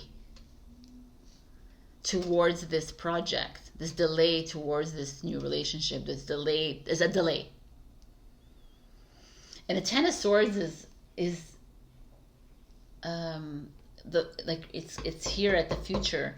It's your final goodbye. It's you're like, no, I gotta release all of this resistance. This I gotta surrender and release it, because why am I allowing these people? Because these are kind of people in your life. Why these people? These institutions, these corporate entities, to come in the way of what it is I want to do in my life. So the message you might be receiving could be from this, could be unwarranted advice from your family. It could be it could be like a delay in like a registration or license or permits or something in this manner, and you're like, I'm done. I'm going to release myself from this limitation. This is not me. I'm going to do, I'm a Leo, I'm going to do what it is I want to do. I'm going to take on the role of the Queen of Pentacles, and I'm going to try my hand at this business, this job, this new hobby, this new course. I'm going to do what I need to do, regardless of these people trying to stop me, regardless of these obstacles. Nothing is going to get in the way of me starting this new. Because I'm going, like, this is the fire inside you, right? I kind of like, there's something very interesting happening here. Because, like, it feels like these two feel like you've allowed this resistance to flow, like to continuously flow in your life. You've allowed these people to condescend to you. You've allowed these people to come in the way of your plans. You've allowed these people to make fun of you, you know, or take the power away from you, limit you. But you're like, no, man, I want to go, and I'm going to travel on my own, right? I'm going to go and start that business I've always wanted to start. I'm going to do what I need to do. And along the way, I'm going to pick off all these naysayers around me, and I'm going to, like, free myself from it. And I'm going to go back to being that badass man or woman. That I'm going to take care of my children. I'm going to take care of the people around me, my love. I'm going to show my love, but I'm still going to be prosperous because I'm doing what I want to do. I mean, we're going to go back to the message in the bottle, but let's look at the advice. Air. Wow. It's funny because you're resistant with air. Paradigm shift. I mean, air, again, is Gemini, Libra, Aquarius. Our air signs are bringing us into the future. The paradigm shift is changing the way you see things. See all these eyes and the wings? Changing the way you do things in your life. You know, it's like releasing yourself from this resistance, releasing yourself from the limitations, the boundaries that people are setting on you, and saying, no, this is not, doesn't work for me. I'm making changes. At home, perhaps. I like this, actually. Like, it just flows. This home is where your heart is, right? At home, maybe with this resistance from children and partners here, maybe a lot of it is coming from a home. Maybe someone are holding, like, you back from being you, or holding you back from getting the bigger home, or doing what it is you want to do. Maybe you don't want to be stuck at home all the time. Maybe you need to, like, expand yourself. Maybe you need to move out.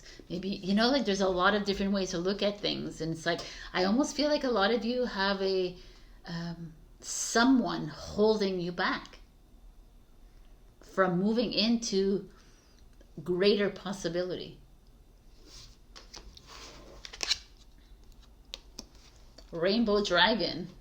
I mean, this is the ultimate balance of chakras. This is the dragon. I know a lot of you don't maybe, like, understand this, but we are in the dragon era. The cosmic dragons are descending upon Earth. We are all dragons in a way. We are all connected to them. It's not the bad dragon, you know. The dragon within us is rising. It's time. It's now. It's now. You get the message. You move on it. Have you been hearing this message for a long time, Leo? Is it just coming into you right now? It's asking you to expand. Go for it. The potential is endless. It's limitless. Why are you hanging on to the ordinary and the normal? It's time for this shift to happen. And the only way you allow the shift is you let go of all that resistance. And maybe you're like hanging on to that resistance and you're holding on, like, well, they're not allowing me, and it's nobody's fault. It's you who needs to make that change. I feel like there's something massive, like a massive paradigm shift going to happen for you, Leo. And I'm feeling it because I'm the Leo rising as well. And it's like, it's time to flip the switch and go for it. Stop holding back. Stop allowing others to make decisions for you. It's yours. It's your life. Go for it. Move away into a better home. Move away into a new home. Expand your home. Do something about it. Become that rainbow dragon. It's time. I love this. If this didn't resonate with you, check your rising and your moon. Also like, share, comment, subscribe, and super thanks me if you can. I love you, Leo. And again, have a happy birthday, and I'll see you next week. Bye. Hello, my beautiful Virgo. We got here and now.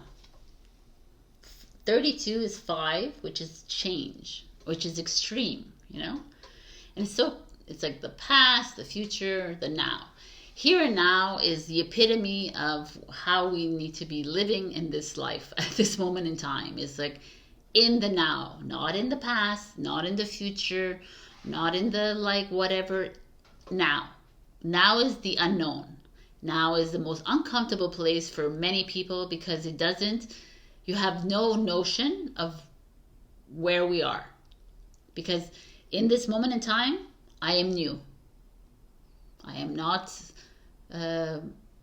my past of a second ago, and I'm not my future of a second from now, right? So it's like this feeling of freedom almost. Wherever you are right now is where you're supposed to be, Virgo.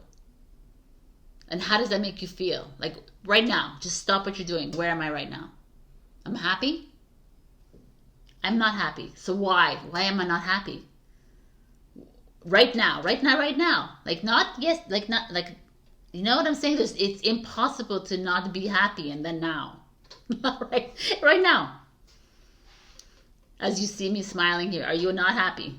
Right? That's like, it's so interesting. And that is that feeling, that perpetual feeling of now. Instead of always like that, if we just lived like, instead of live, because most of us are not happy because we're thinking of the past or we're thinking of the future. We don't have enough. But it's all like blah blah. So let's just see what's going on with you, Virgos. We have the 5 of Swords, which is kind of interesting because it's you overthinking. Justice card. 5 of Swords and the Justice. What does that mean? Some of you are maybe going through a divorce, a breakup. Some of you is contract negotiations, unbalance within the relationship, unbalance within your work life. Like there's a little unbalance here. Interesting. 3 of Wands. Some of you want to get out, want to go away from whatever this is. And the 7 of Wands is saying, have faith in this. Have faith in the next steps. No, I thought it was a hair, but it's like part of the card. And the 9 of Cups, which is beautiful. Fulfillment, reward. And the Hangman. It's standing back. So what is going on here? Oh my God, this thing is shedding. So crazy. Anyways. All right. What is going on for you, Virgo? I mean, it's clear as day. Is it? Yes. It almost feels like some of you are in a process of massive change in your life. And the Justice card, you know, the Justice could be legal. You finding balance in your life and just having a hard time finding it. But it could be, like I said before, it could be separation, like marriage issues, relationship issues, job issues. Like you're not happy you're not happy with a certain area of your life. It feels not right, and that's why you're like, I can't be in the here and now, Sabrina, because I am so focused on this issue. I can't find my way out of it. You say you can't, right? But the cards are saying you need to find a way out of this. It's no longer serving you. Like, why are you in this job? Why are you in this relationship? Why are you hanging on to this old relationship? Why are you hanging on to this part of your life that keeps you unbalanced, that keeps you out of focus? It's like you're hanging on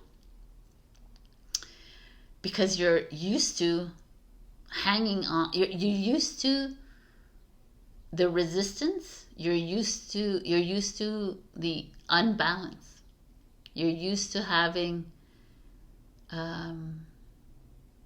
always being on the go. It's like really challenging for you to be in a relaxed mode, right? Because you're waiting for something to happen. You're waiting for that shoe to fall off, kind of thing. And it's really interesting to me because the universe or yourself is trying to tell you, 7 of Wands, keep holding on. Like, keep trusting your journey. Keep having faith in yourself, because you're exactly where you need to be, which is the here and now. And if in the here and now you're feeling like shit, and if you're feeling unbalanced, then it's exactly where you need to be, because you need to get to the balance, because you need to start seeing that this balance is unbalanced, is trying to show up in your life, is showing up in your life so that you can find that again. You understand? Like, what I'm trying to say is stop thinking. Stop allowing your thoughts to take over. Wherever you are right now is where you're supposed to be. And if you're supposed to be in the middle of a divorce, and if you're supposed to be in the middle of a breakup, and if you're supposed to be in the middle of then it's in the here and now is where you're supposed to be, for you to wake up and say, okay, I'm done. I'm walking away. I'm having faith that it's supposed to be here to show me that I'm much more worthy than staying in here, and I'm going to leave. Instead of just like, oh my God, he's an asshole, she's just, this is not working, this is not working, this is not working, this is not working, I'm gonna complain. What are you doing? Stop complaining and do. Go, do for it. Yeah, but it's not that easy, Sabrina, I don't have that much money, I'm gonna, blah. Right? Trust. Where's the trust? Where's the faith? Live in the here and now. Right now, what are you going to do? Right now, I'm going to give a call. I'm going to get that job. Right now, I'm going to go and ask this person out. Right now, I'm going to do this. I'm not going to think about yesterday and what the person did to me yesterday and what the person did to me last week or 3 months ago. Why am I thinking about that? Because it's over and it's done with. Why am I thinking about that person? Why am I thinking about the future and how am I going to make money and how am I gonna, instead of trusting that right now the universe is playing with you. Not playing with you. The universe is working with you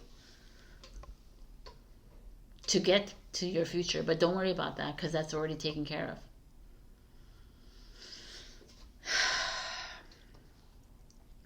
You know, when you get onto this journey, you realize, wow, what a waste of my life that I wasted, like, thinking about this person over and over and over again, and like what he did to me, what she did to me, what they did, how they acted, treated me, and but For what reason? It was a waste of my energy, a waste of my light. It was a waste of my heart and soul. It's something that can't be changed anymore. It's done. So it's like, to me, I feel like stop thinking of the past, move into the now, be proactive right now, continue having faith, and you'll see that things are just going to start getting better and better. But be present in the now. Like, for me, I'm going to have to like come here and accentuate this for the Virgo, because I know the Virgo likes to live in the past a lot. You're an earth sign. You love to hold on to what was and what was great and what was bad and whatever, and bring it up all the time. But it's like, no, it's not working anymore. Try to find a way to be comfortable in the uncomfortable, in the unknown. Release that fear. Release your limitation. Money is abundant for you. Money will always flow in as long as you are open to it and trustworthy. You know, that's the hangman. Is like, step back and allow the universe to play its game, right? Allow the universe to play, to set it all out. You're not allowing the universe to do it because you're too busy working and creating to-do lists and creating a whole big plan. That means fuck all. Sorry to say that, but it means nothing. You can do as many plans that you want, but they're all going to be interrupted because your plan is already set. So release that control and just allow things to happen. It's going to happen. I know I'm going to get slack for this, but it truly is that. And I implore that.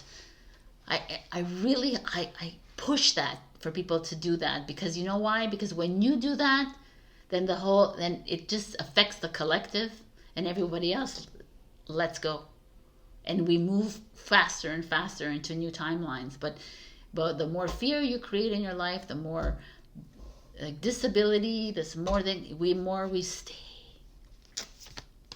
the more work we have to do. So, star seer. Astronomer, look into the light. Find your light, Virgo. You're a star. You're a star seed. You have to be if you're watching me, because that's all I talk about. I would say 98% of you actually believe a little, like at least 60% that you are. We're the star seers. 4610 is new. We're open to different possibilities. You have to know that you cannot live in a limited way on this earth plane. You have to know right now in 2023 that it's not possible. And even if you don't know, then I hope that resonates a little bit. Sit with it a little bit. Sit with it. Be the hangman. Because you're just causing yourself more pain and more agony, and you're causing everybody else that pain and agony by you just going around and around in circles and holding on to that old story and that old person and the old relationship and the old blah blah blah that doesn't have any foundation in your life at this very moment in time.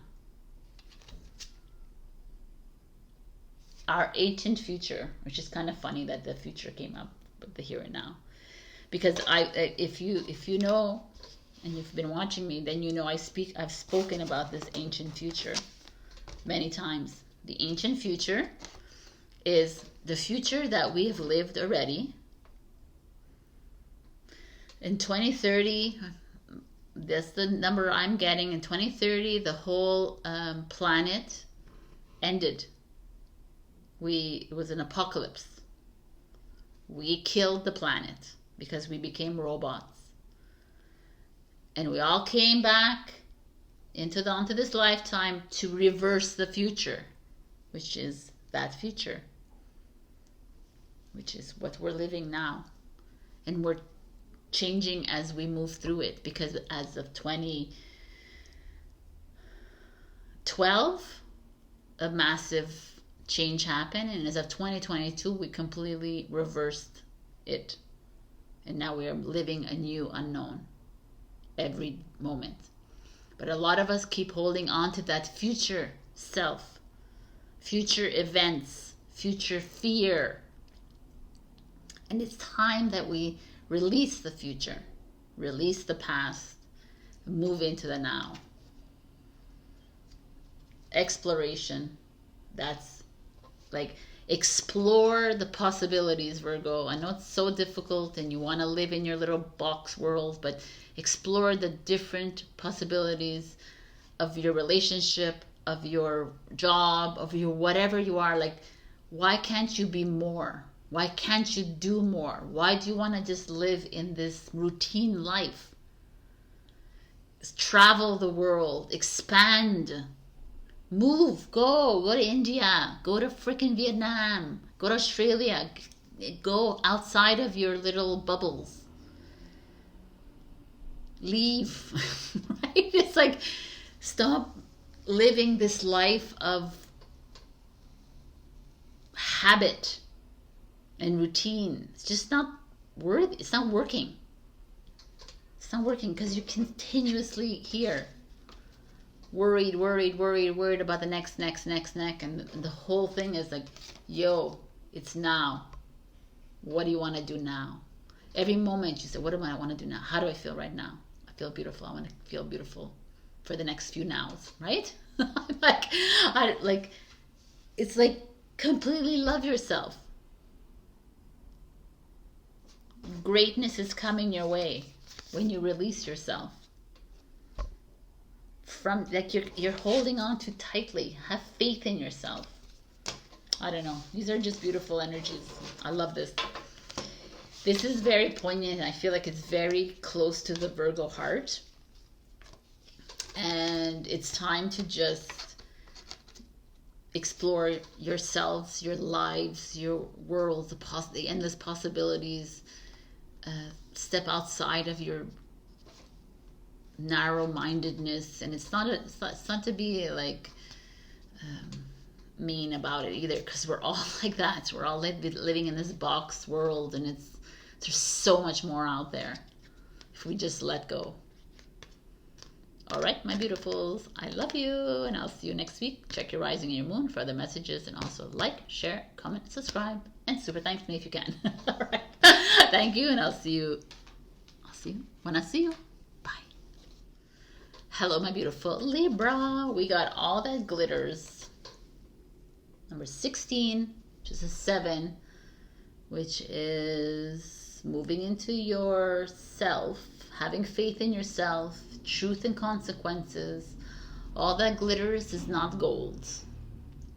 So Libra, I mean, most Libras that I know love things. They love the shiny, sparkly things. They love the having a beautiful home and having a beautiful car and going on vacation once or twice a year, living that kind of life of status, I guess, or which is fine, right? But it's just, it's not enough. Because every single human on this planet is deeper than they think they are. This is the part that feels like you're holding on to a relationship because you feel like you can't get another one, perhaps, and everything looks great on the outside for everybody else to see, but you're just dying inside.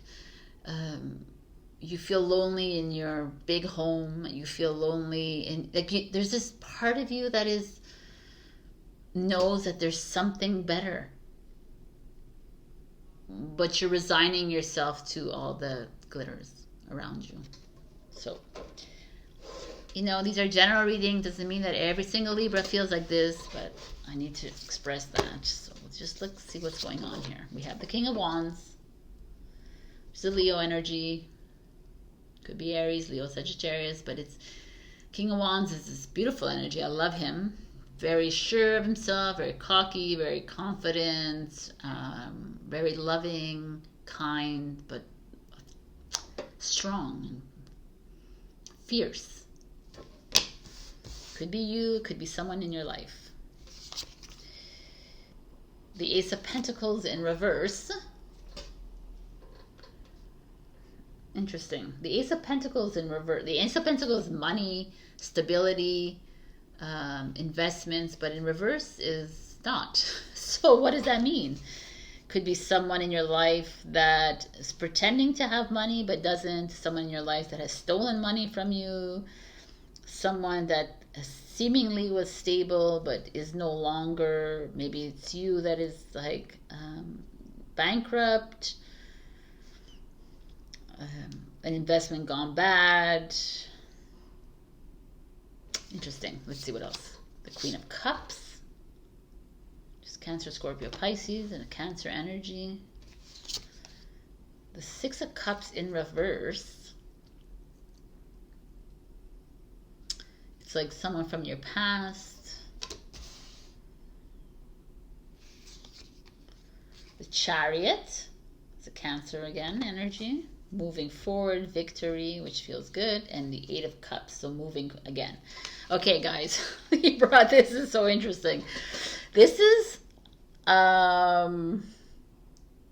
literally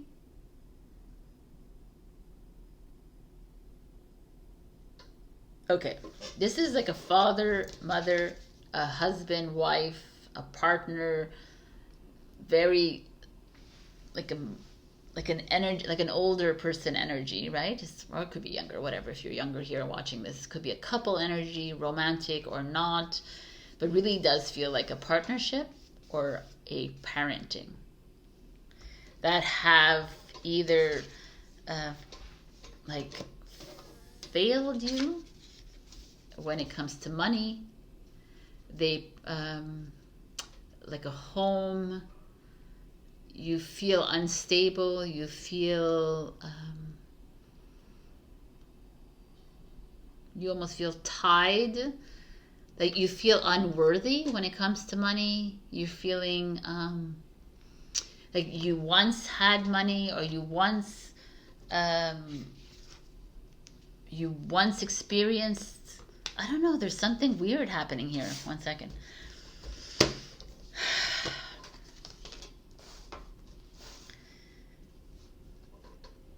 There could be someone that's fired you. You've lost your job. You're remembering someone from your past that, or someone from your past is constantly on your mind. A relationship. You were, it's like your parents, your mother, your father, or your partner wronged you, you know, like they failed you. Like again, when it comes to stability and security, as far as finance, as far as like a lot of old traumatic memories are showing up for you right now, and it's like almost stifling you from making the next moves, and that's why you're holding on to the glitter and the gold. Oh my God, it's so interesting. Maybe you've come from a poor background, perhaps, and now you're still struggling. Maybe you haven't come from a poor background, but now you're struggling with money, and you're like choosing to live the facade life.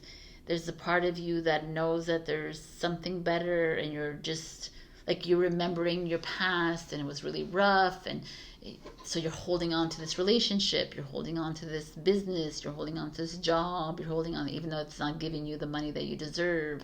Like it's like you're holding on to a facade, to a fake, something fake. Feels like missing. Something missing, like a mother or father or partner that is unable to provide for you, is unable to love you the way you want to be loved, and you are holding on to it. because it's easier to hold on to something than to let it go, right? Even though it makes you feel really bad, and it makes you, like, holding on to it is already debilitating, but letting it go means you have to start all over again. Like, you have to restart your financial life again. You have to but even though if you're not looking at it, I feel like you're not looking at it because right now you're not in a better place. Right now you're holding on to a past that was good or was bad or whatever it was. It's just keeping you inert. It's keeping you in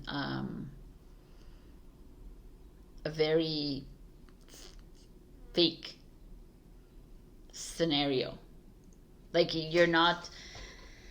Whew, wow, this is really interesting energy, because I really feel like you're worried about money. You're worried about how people are going to look at you. You're worried about love. You're worried about everything. And yet you're holding on to something that is perpetuating it. And your cards are saying, Libra, Chariot, and the Eight of Cups, it's time to make a freaking move. What are you doing? Why are you holding on to this thing that's not even bringing you full satisfaction? It's not even bringing you love. It's making you the most uncomfortable you've ever been. And yes, we are your triggers. Yes, they are your discomfort, but it's time to make a massive change. You need to make a massive shift in your life. It's moving out of the home, moving out of a relationship, traveling, moving to another country, like moving out of your house. Like, victory is waiting for you on the other end of it, but you're not gonna get it until you take the action towards it. So Libra, like I said, it's like general, but I feel like there's some of you out there that have to listen to this because it's been a long time coming, and you're almost like in this really uncomfortable whirlwind, like a hurricane that keeps going around and around and around, and you're like, I just don't know how to get out of it. And the Chariot and the Eight of Cups is like, just do. Like, the glitter is not important because your heart is the most important here. And like, really, the big house, all these like things that you're holding on to are yours if they're meant to be yours. So you have to trust in the universe and trust that whatever is coming is going to come to you anyways. But now you're holding on to it because for the wrong reasons. It's like you're holding on to the facade. You're holding on to because it's like you're afraid to make a move. You're afraid. There's so much fear here. And stop blaming your parents. Stop blaming your partners. Stop blaming everyone around you for where you are at right now. It's choices that we've made, and it's okay. So now it's time to move forward. Like, I really feel like the Eight of Cups and the Chariot is like, let's go. What are we doing? Surrender. I mean, surrender is like a huge card to get. Surrender is like, let it go. Surrender this need for gold and shiny and new. Surrender yourself to the universe and allow things to just happen. Stop holding on to these notions that you have that you need. Like, I feel like you're holding on to fear of lack, of not having enough, of not being beautiful enough, not being worthy enough. Let it go. Let go of the past. It does not serve you anymore. Surrender. Jesus. Starseed Elemental. Interesting. Starseed. It's a 45, a 9. It's the end of a journey. What is the surrender one? 48. 12, 3. Expression. I mean, Starseed, starseeds, the majority of us are starseeds. I always said that when, if you're watching me, that means you're most probably a starseed, because I talk that I talk like that. An elemental is like the fairies, the dragons, the mermaids, the sylphs, the selkies, all these earth, these elements, right? The spirit guides of the elements. So I'm curious to see what this, so it's 45.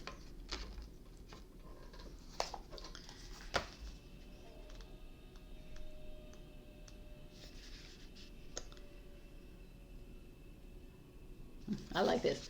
Sometimes adulting can be too serious.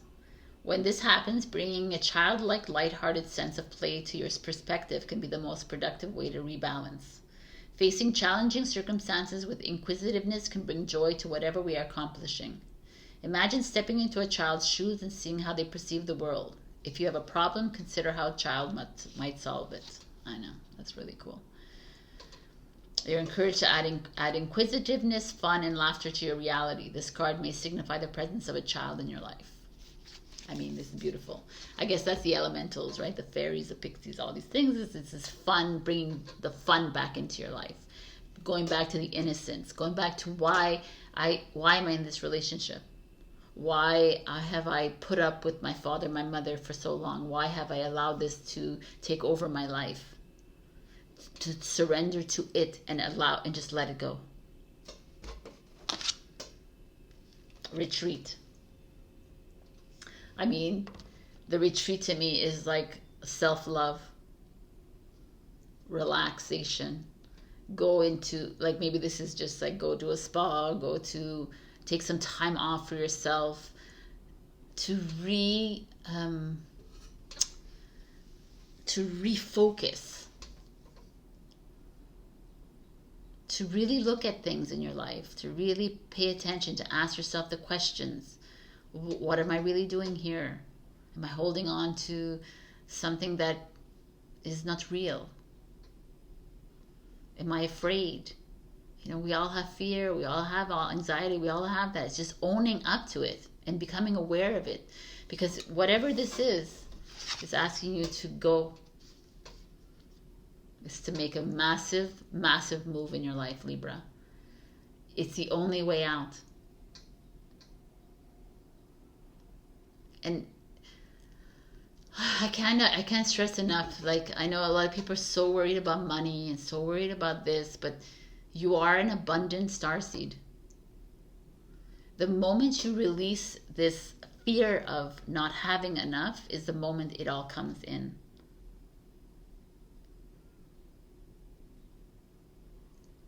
I'm working on that too. So yes, it's part of that.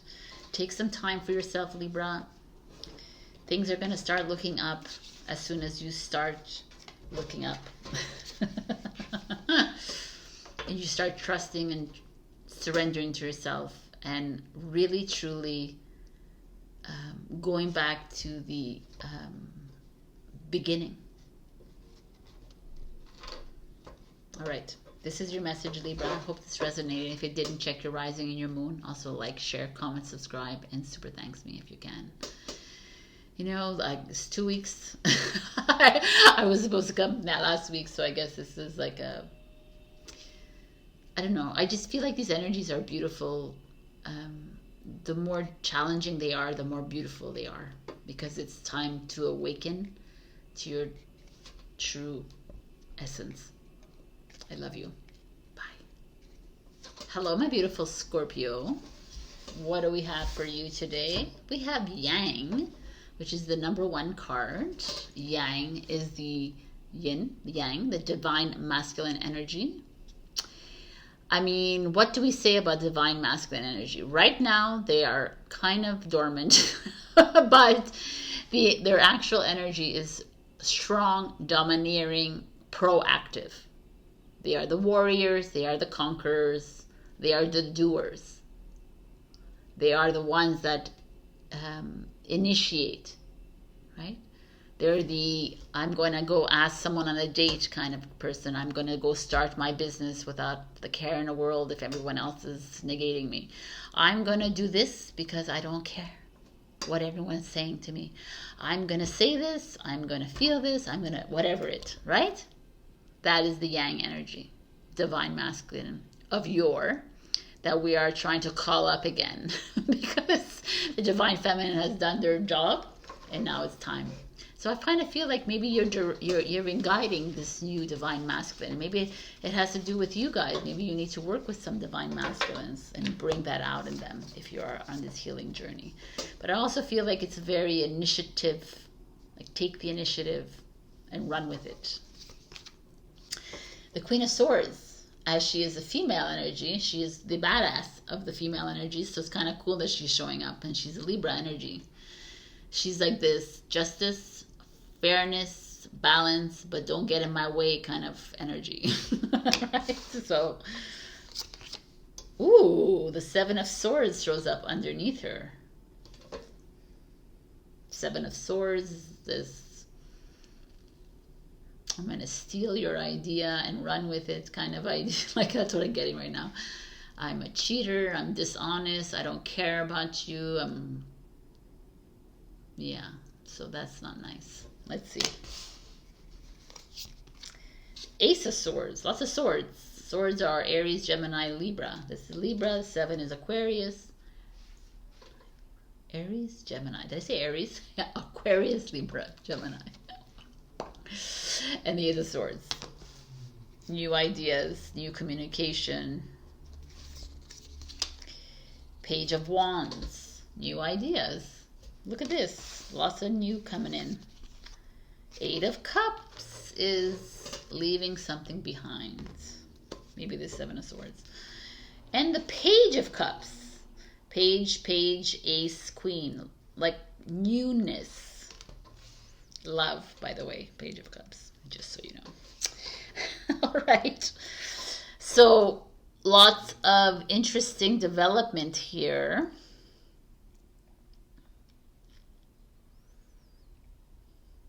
I mean, it's kind of interesting because the swords and the wands energy are very masculine, and the only feminine is the cups energy here. So this Seven of Swords ails me because that's someone, and the Queen of Swords, she's there with it, right? So it could be someone in your life or you that is, could be two things. Could be someone in your life that's gossiping about you, that's talking shit about you, that's, you know, lying, cheating, whatever, stealing from you, stealing ideas from you. But it also could be you doing that to yourself. You talking shit to yourself. You bringing your, like, condescending to your own ideas, like coming up with great ideas, like having the, you know, the desire to do them, and then after saying no, I can't do that, I'm like an idiot, I can't do that. Boom.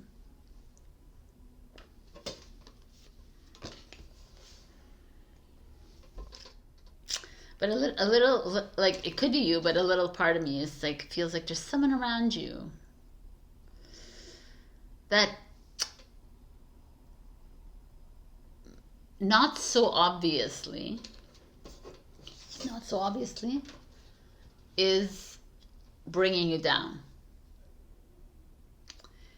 is like getting into your psyche, is like talking smack behind your back, is manipulating you in a certain way, like I don't know. I feel like someone is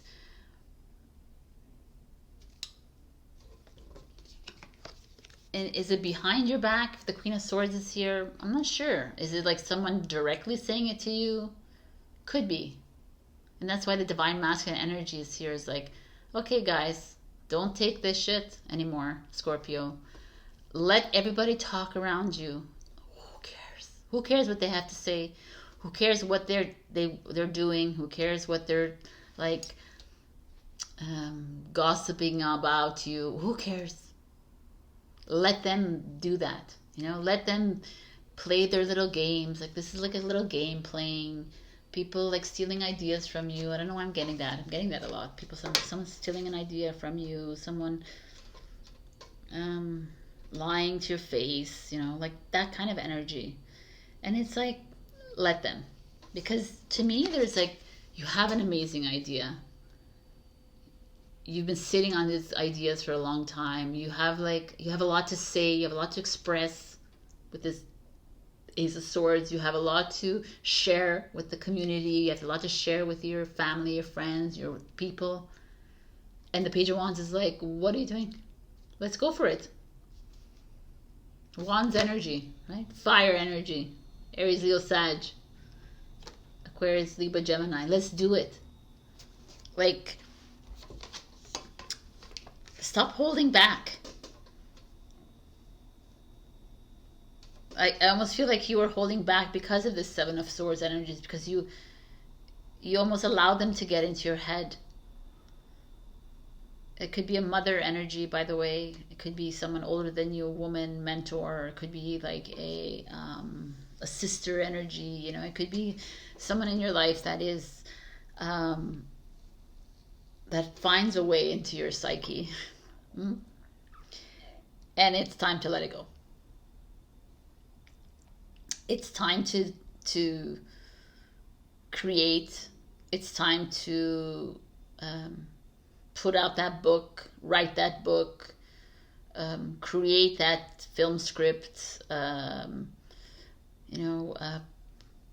solve that problem. I don't know what it is. Like, do that webinar, do that YouTube video, like, do it. Open that business, start that new job that you've always wanted to start. Like, just do. That's the feeling I'm getting here. And Eight of Cups is telling me you're needing to leave whatever that uncomfortable energy around you is. Try not to no longer align with that anymore. It's not working for you. It's not like the way I say I love triggers and uncomfortable. I don't hang around my trigger for too long, right? Because I see it as and like I acknowledge it, but I also don't need to be there constantly facing it all the time. So I feel like you're needing to leave it because it's going to open you up to a new love of self, a new lover, a new love of a project, a new love of something. The Page of Cups is very idealistic, naive. It's a really great way to be a dreamer. It's time to start dream your new dream. And I like that the Yang is here because it's like, do it. Stop harping. Like, this is very yin energy. Is to harp on it and say, well, she did this to me and this happened and why and like why and why and why and why, instead of like, okay, let them gossip. Let them talk about me. Let it fall off your back because you got things to do. You got things to do. Places to see, because Page of Wands could be also travel, you know? You got people to meet. Like, you got things to do, baby. Enough with that. Allow those energies to play themselves out because it's like, it's not you anymore. And Yang doesn't allow, doesn't engage. The divine masculine of did not engage in like the blah blah of life. They just move. They action. They actionate. It's not a word, but they do. They go for it. They jump into things. And that's what you're getting right now. So I don't know what it is for you in your life, but do it. Go for it. Leave behind that which no longer serves you. Leave behind those that are just bringing you down. It's time to be creative. It's time to be expansive. It's time to take that leap forward. It's time to ask that person out. That person not asking me out, ask the person out. It's time to like go out for a drink. It's time to do things. crystal keys. Wow. I have no idea what that is, and I'm going to look it up. It's the keys to the kingdom, people. Ether, the seamless unspeakable. You know, we have our 5 elements, which is earth, air, wind, fire. Earth, air, water, fire, ether, which is the unknown. And is that which we are heading into. That's where we are in right now, is to be comfortable in this unknown energy. I love it. Boundaries, people. Freaking A, man. Boundaries. Set those boundaries. No longer available for those people in your life that just want to suck your energy dry. It is what it is, people. Like, why do we have to like force it? I don't understand. People, no, because I'm love and light. No, you're not love and light. You're love, light, and dark. Like, let's be like, come on, man. You have to also preserve yourself in this journey. So I want to see this crystal keys. Cool. Crystal keys. Be inspired to find the wisdom hidden in those times when you feel triggered. There is so much information within our raw and intense reactions that when you choose to be present with what is coming up and peel back the layers, great spiritual insight will unveil itself in a way tailored just for you. If we could all learn to see our triggers in the bigger picture, so much confrontation and upset would be lessened. Power, struggles, and fear would diminish, and we would see greater compassion across the planet. These are the seeds for peace on earth. Like, amen to that. To me, it is the triggers that opens us up to what is before us. These are our triggers. But like, again, we don't have to hang on to these triggers. We have to become aware, release them, let them go, and freaking do, people. Do. Go for it. Love life. Establish these boundaries, but trust the unknown. Like, leave behind this limitation and move forward into this amazing world. Let's conquer the warrior. Conquer, not the warrior. You are the warrior. Let's conquer the land.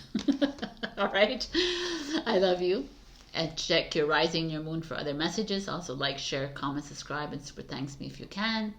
Be the warrior. Be the divine. Like, tap into that divine masculine. If you're a woman, your divine masculine is your higher self. If you're a male watching this, it is you. Tap into that. Let's get going, people. I love you. Bye. Hello, my beautiful Sagittarius. We have time to go. 45, 9, which is the end of a journey, moving into something new. Time to go is this girl, and she's walking down this plank of wood with the stars behind her, and she's heading to a portal, a door. And I kind of like this for you, Saggy. And like I said in Facebook and Instagram, I feel like there's some of you that have made a go of something in this past summer, perhaps in this past year. You've like returned to mend a relationship, whether it's a romantic one, a friendship, a sibling, a family, whatever it is, and you've made a go at it. And you've done what you've had to do, but it's time to go. Like, as a human, we want to, we want everything to happen, to go back to the way it was. We want things to the way we used to feel, and we go back to that and we try to make it happen again, and it doesn't happen again, and you're like, oh my God. But it doesn't matter. You made a go out of it. Your soul, your mind, your ego, brought you back there, and it's okay. And you feel fulfilled now. You don't feel fulfilled. Whatever it is, it's time to make a new move. It's time to follow the soul.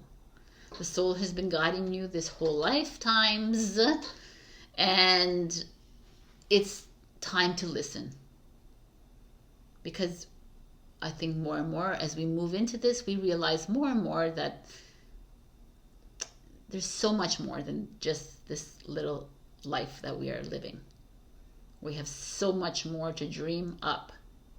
And why are we stuck on these little moments?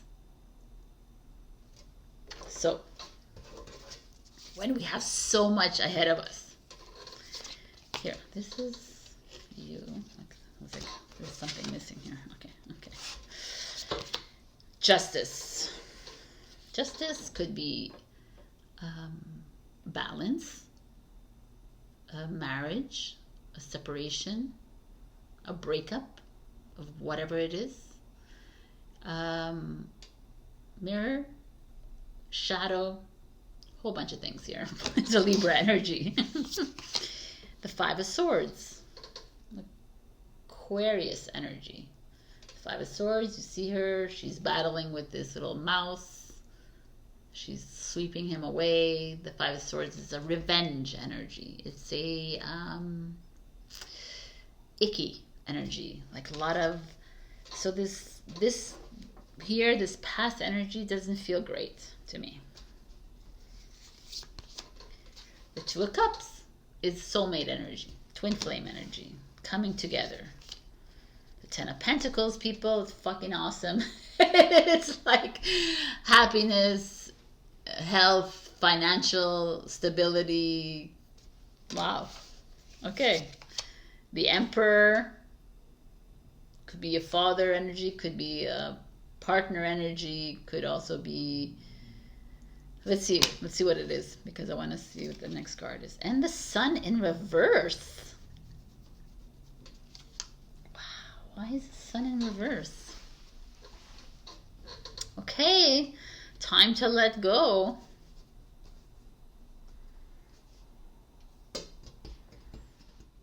Interesting. Okay, so let's begin. Because the Justice in the Five of Swords is pretty clear that there is some sort of, like some of you have broken up, or some of you are in the process of releasing, letting go, some very nasty energy, right? Someone who is very vindictive, condescending towards you, very...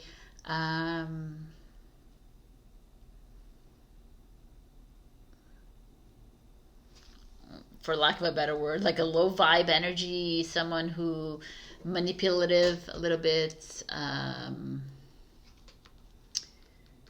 you know, someone who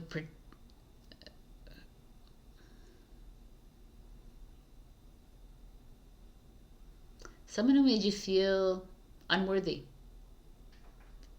all the time, and you try to make them feel great. You want to try to always bring the balance, and yet it just failed every single time.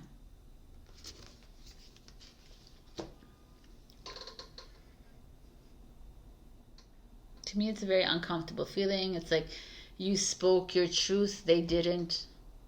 They always found a way around you. They always found a way to manipulate you. It's very, like I think I said this word already, but it was very vindictive to me. This feeling of like trying to get you. Finding the worst, you know, like finding the best in you, but making you the worst of the two kind of thing. And then now there's like, maybe some of you have met somebody. This doesn't have to be romantic either, right? And this doesn't either.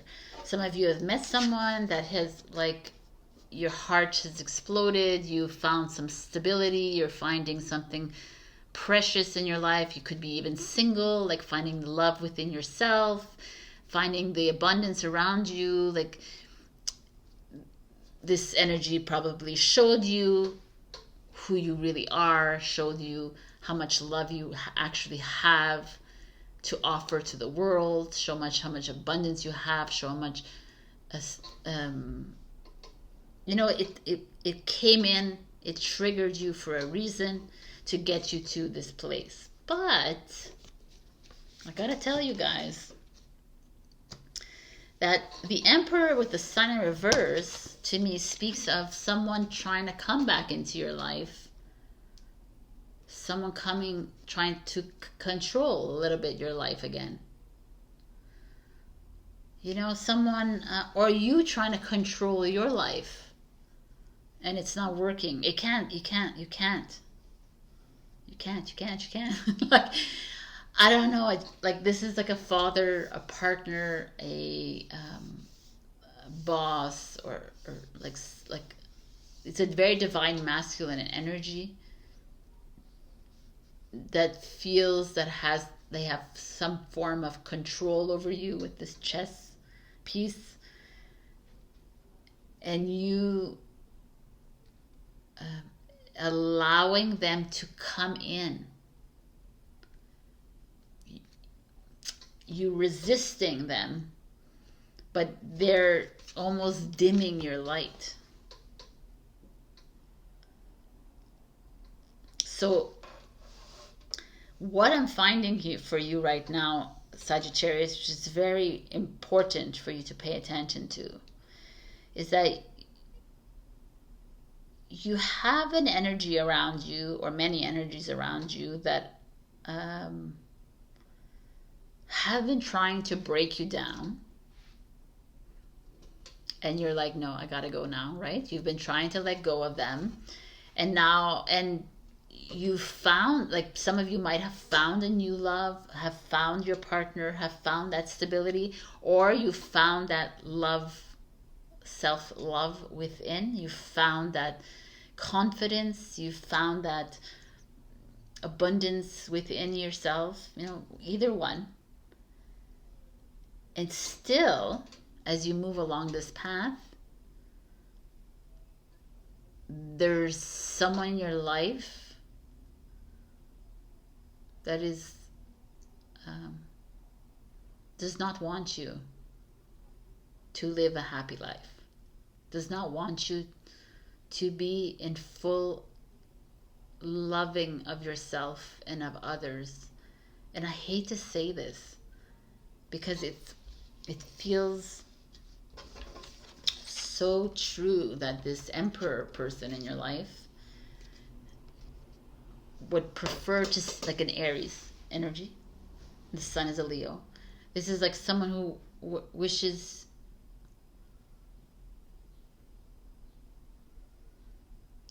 to control and to manipulate you.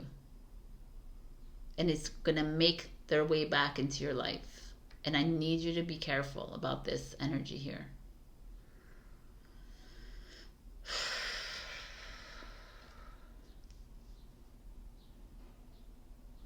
You know, the Saggy is very, you know, as much as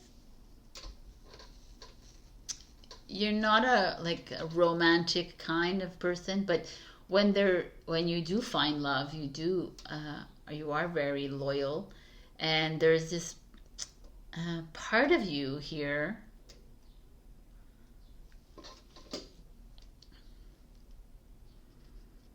I don't know. There's just this part of you here that is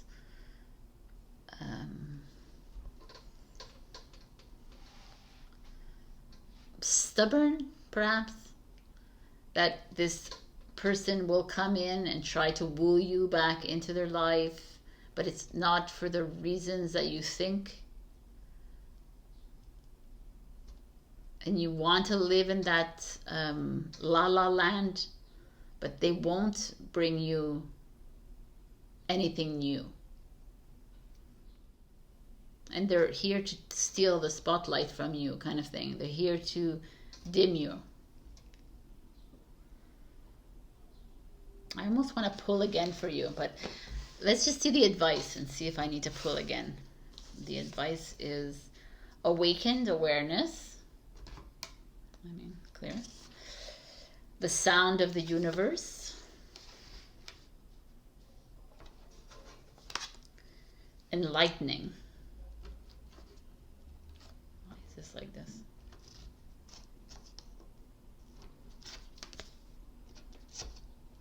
There we go. I'll turn it around. So There's a glare, eh? But that's what it is. It's my light that doesn't work anymore. Here we go. Doesn't matter. Okay, I'll show you the card. So, I'm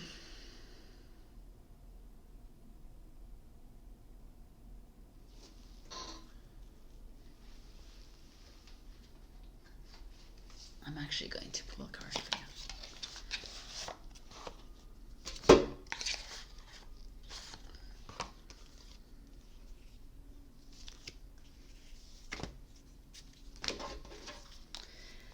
Can I have a card for Sagittarius, please? Just explain me this Emperor and Sun.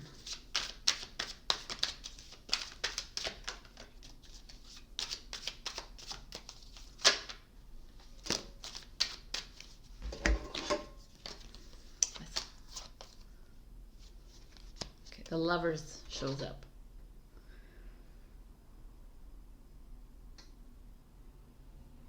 So again, the Lovers is like soulmate, twin flame energy. It could be a choice card as well.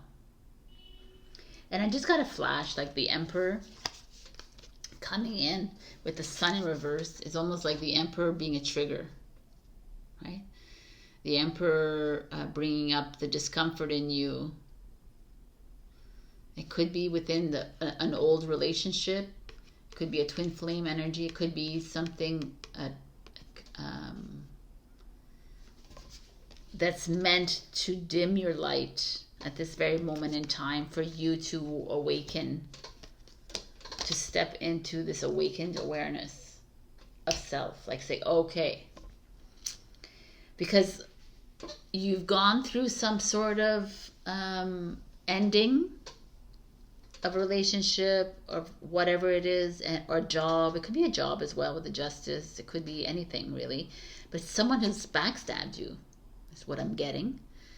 And then you're moving into this new love within a relationship or self, and again there's something returning to dim you again. So it's to wake up into this and say, okay, I see what they're doing. And maybe it's unconscious on their part, but I see it and I'm not going to fall for it. I need to wake up, right? I need to listen to, I mean, this is something different. The sound of the universe is really tapping into a hidden gift of yours. I know there's actually a few Sagittarians that are listening to this that are two of you I know, or three of you I know, are singers. So like this could be a very interesting thing, is to tap into that gift that you have of yours and use your sound. Use like the sound is the future.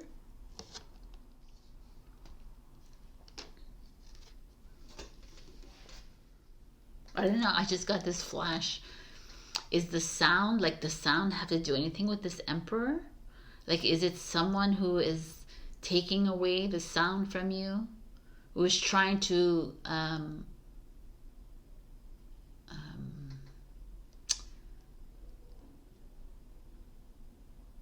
belittle you with your voice, with your sound, with your potential? Anyways, there's a lot of things to like, we should, like, if you need to do a private reading, please do call me. But the Emperor feels like could be a lot of things here.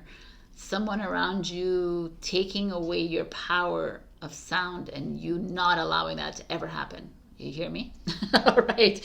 Whether it's the sound of your voice and speaking up, whether it is sharing your sound. Don't listen to what other people have to say. Just do what you need to do. To me, I feel like there is some like a very heavy energy around you trying to limit you from expressing yourself. And the lightning is like, it's time. This is Isis. This is a rebirth. It's time to freaking shine. It's time to come down like thunder and lightning and to express. For me, this is a form of expression onto the earth It's time to crack it all open to really truly be you and do what it is that you need to say and feel, and no one gets to dim your light. Nobody. And if you're feeling that there's someone is dimming your light around you, it's to step into the awareness of the fact that they are trying to do that, and just allow, like, it's like maybe they're your trigger and maybe they're there to do that, but regardless, it's time to go. It's time to allow them to be them, and it's time to move into you. Because to me, I feel like some of you have stepped into something really, really beautiful, whether it's like a new relationship or whether it's you finding your true self and your true abundance. And it's like, it's important that you don't stop this at all. You make the right choices. You move into into the Wheel of Fortune, which is your destiny's calling, which is you, Jupiter, Sagittarius, right? I just kind of very potent energy here for you guys. You're here. It's here foundationally. You have it all, and yet around you there's someone or some energies trying to hold you back, but it's no longer. It doesn't have that power over you anymore. Step into that awareness, Saggy. Express yourself however that makes you, however that it comes, in what form that comes in. Do it.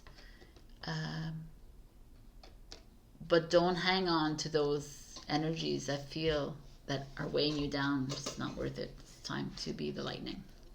All right. This is your message, my beautiful Saggies. I love you. Check your rising and your moon if this didn't resonate. Also like, share, comment, subscribe, and super thanks me if you can. All right. I love you. Bye. That was like intense. Hello, my beautiful Capricorn. We have the fork in the road. It's a 13, which is a 4, which is firm foundation, which is interesting because you're the 4 of Pentacles. And for me, it's talking of something massive that's happening in your life right now. Do I go get this new job? Do I go to this new school? Do I leave my relationship? Do I start a new relationship? Do I, like, it's like something fundamental that's happening in your life. And I say that it's fundamental because it's Capricorn here. But if it was another sign, I might not say that it's so foundational. But to you, everything is huge. Any decision you make is not like, do I have pink or blue ice cream? Those are not things that you even ask. You just go for whatever it is, right? I'll just take the blue ice cream. But like, when you're making decisions, they're like these massive feats in your life, right? So to me, I feel like this is something huge, and we're going to look at to see what it is and where the universe is taking you this week. The 7 of Pentacles is a Taurus energy. So again, it's like money. It's like things that you've been... the 7 of Pentacles is like you planted the seeds a long time ago, whether it's in your job, whether it's in your relationship, whether it's with your friends, your family, or like an investment, and things are starting to grow slowly. You have to be patient. This is a patience card. And the Fool 2.0 is not very patient, so that's interesting. And it's time to jump. I like it. Okay, let's go. The Fool again. Okay, look at the fork in the road. It's like the 3 of Wands is moving into a new... Oh, wow. Okay, lots of movement here. The Knight of Cups. Romantic love coming in your way.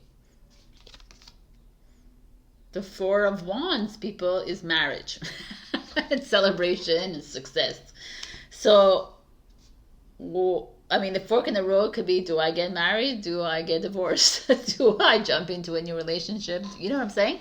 This is interesting. So maybe some of you have been proposed to, and it's like, yes, Go for it. You've been patiently waiting. Like I can just take this. You've been patiently waiting for a long time, and it's like the time is now to make that move. Go for it. Like I can't even say. If you were asking me right now if you needed to get married, it's a big yes. If you're asking me right now if you need to go to that for that job that you completely love, I'd say yes, go for it. You're asking me right now if I need to ask for that raise, I'd say yes. If you're asking me right now if I should need to go and do what I love to do, it's a yes. If you're asking me right now if you're like afraid to make this move, afraid, like you want to hold on to the comfort zone, I say no. The Fool, the Three of Wands. There's nothing comfortable about this. These are Aquarius, these are Aries. This is Aries. There's nothing comfortable, there's nothing like, no comfort zone here. Fork in the road, you take the road less traveled. You go for it. Capricorn, I don't know what it is that's happening in your life right now, but you are perhaps with this Seven of Pentacles here, been too sedentary. You've been playing the game in a very comfortable way. You've been like playing the game. You've been following the box, following the corners of the box. You've been following the lines. And all these cards are saying it's just not working. It's not working at all. You are being asked to jump out of your comfort zone ASAP. When there's a moment in your life that is showing you the fork in the road, take the path that you wouldn't take. Take the path that fears the fuck out of you. Take the path that's making you antsy, that's making you anxious. Take the path that is making you feel like out of whack. Why do I say that? Because the Fool,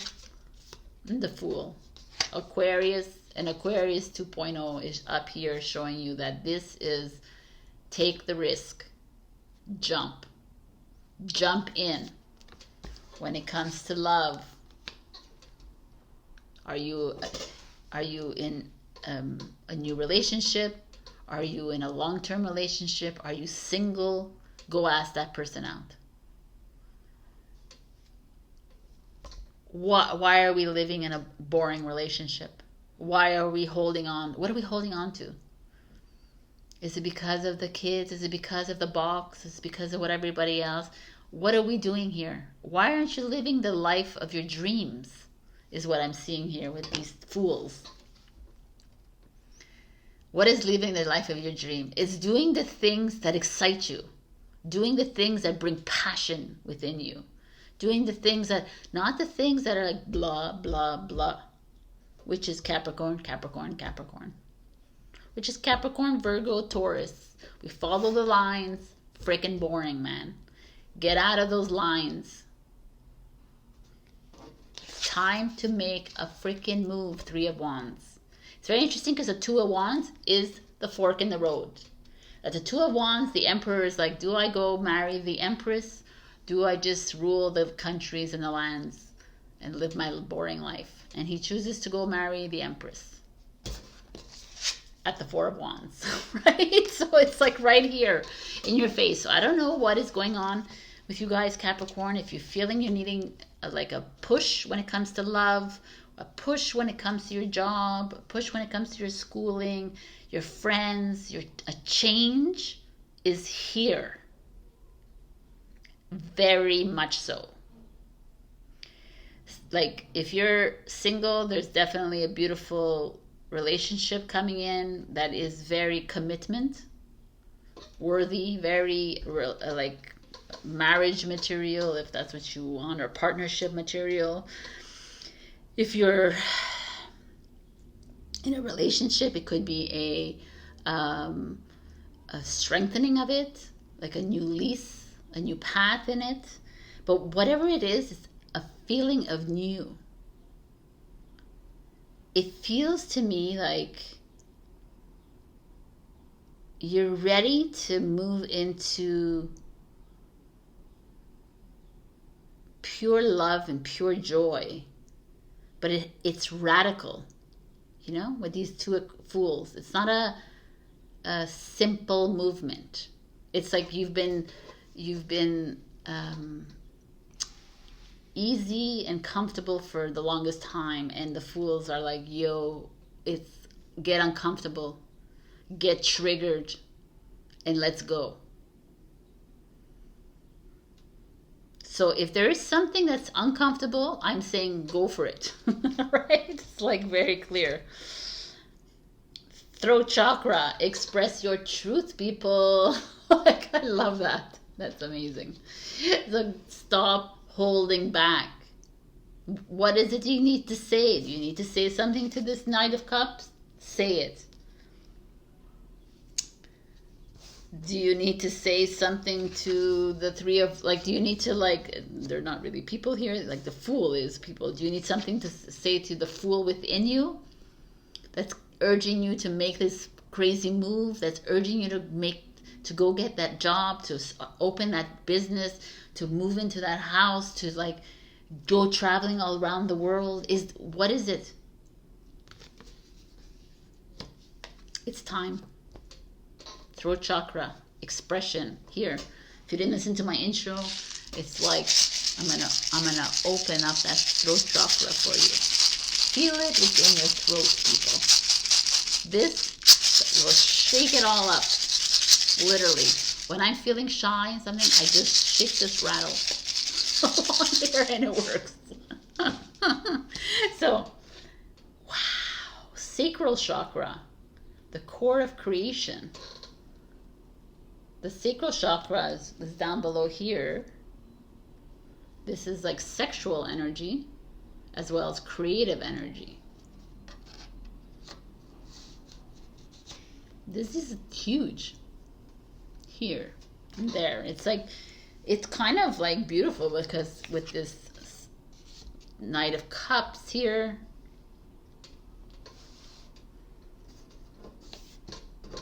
this Fool card here, like it's time to step outside of the ordinary. It's time to express yourself. Tap into your sexuality in a very sacred way. There could be like a really important love coming into your life that is like a deep connection. I mean, it almost feels like very like this. The Knight of Cups is Pisces, but the Four of Wands is Aries. It's regardless of anything, right? It's just, there's a, look at what this card is. The last advice card is reflection. Reflection is poignant to me because it's mirror. What is the reflection staring back at you? What is it that you need to look at yourself in the mirror? Is this person that's coming towards you, are they a reflection of you? Are they triggering you? Are they if they're love and full embodiment of love, it means that you're full embodiment of love. Pay attention to the reflections in your life. Pay attention to the people in your life. What are they reflecting back at you? Do you feel uncomfortable? Are you staying in this relationship because of, like, it's the reflection is like, is the answers to your problems. It's the awakening to your soul. It's just a lot of things. And here I feel like there's some massive change coming your way, my beautiful Capricorns. And I really, really ask you to step outside of your comfort zone and to make the massive moves. Start speaking your truth, expressing yourself regardless of what everyone else is saying. Start expressing yourself creatively. Loving yourself. Healing your traumas. Healing the wounds, the sexual wounds. To only be able to look at your mirror and love yourself completely. When you make these big decisions in your life, you're feeling confident and you're ready. It's time. These are the cards. It's time to make the moves. The freaking Fool is twice. It's time to take the leap. Happiness is yours. All right, my beautiful Cappy. This is like massive. I love it. Freaking love it. Step out of your comfort zone. Fucking make the moves, Capricorn. Stop talking about it. Stop thinking about it. Stop worrying about it. Just do. I love you. I'll see you next week. Check your rising and your moon for other messages. Also like, share, comment, subscribe, and super thanks me if you can. Hello, my beautiful Aquarius. We got clean it up. We have this buck here, or deer, whatever it is, sweeping away all the crap around them, the dust, whatever it is. Cleaning it up is very poignant to me because it feels like there's a lot of dust being collected in the corners of your home, which is your body, which is your mind. A lot of extra that doesn't need to be there. A lot of old stories, old trauma, old that doesn't need to be there in your body, doesn't need to be anywhere anymore, because by you holding on to them is just keeping you in the same place. And we are moving into new timelines. We're expanding. And even if you don't believe in the timelines, you don't want to be holding on to that old job. You don't want to be holding on to that new old relationship, that old friendship, because that's what you do, because you're friends with these people for 10 years. So you stay it's enough now. It's time to clean it all up. Clean up those cobwebs. What are we holding on to? Why are we holding on to it? It's time for change, for new. I feel like Aquarius, you're getting ready for a big shift. Let's see what is going on with you. Nine of Swords. Nine of Swords is depression, anxiety, stress, insomnia. Having a hard time wrapping your head around things. Making wrong choices. Getting triggered, feeling down and out, tired, exhausted. It's a Gemini energy.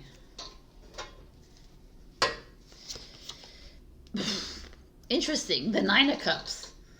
It's like happiness and reward right underneath the Nine of Swords. So maybe you're needing to be triggered. Maybe all this that's coming up is necessary and needs to come up. It needs to show its ugly face because it's exactly where you need to be. Oh, wow. Okay. High Priestess.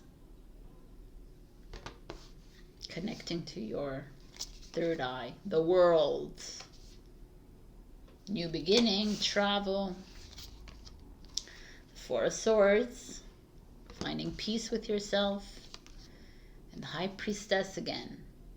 You know because you know.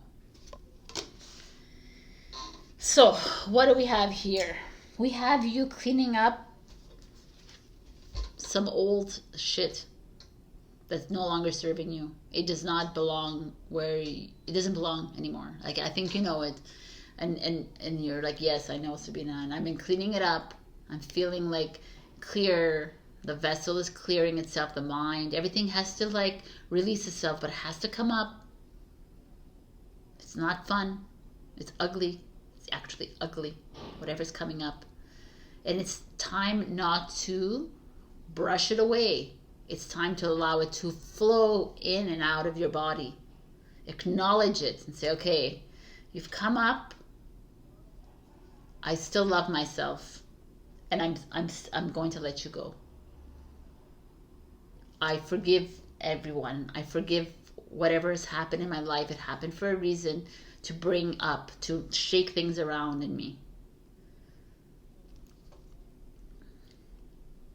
Some of you might have had to break up with people in your life. You've had to break up with friends, with your family, with your lovers. There's this massive catalytic change here with this Nine of Swords. You now wanting to see, but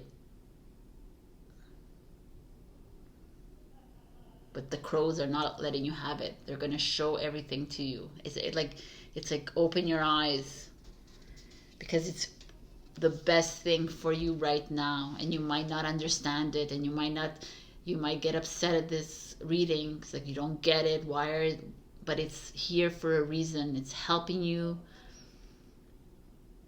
move through the energies.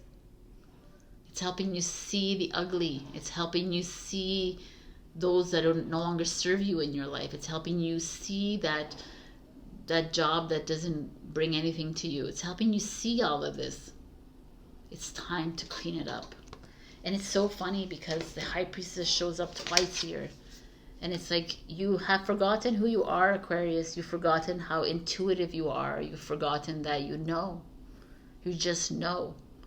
And you've allowed others to like control you. You've allowed the past to control you. You've allowed the future to control you. You've allowed all this old story take over your life when it's done. And some of you might have realized this on vacation this summer, but some of you are ready to start a new journey. You're ready. And you're ready, and you're tired of the bullshit, and you're tired of the drama, and you're just tired. And you need to take some rest, and I feel you, and it's time to take the rest.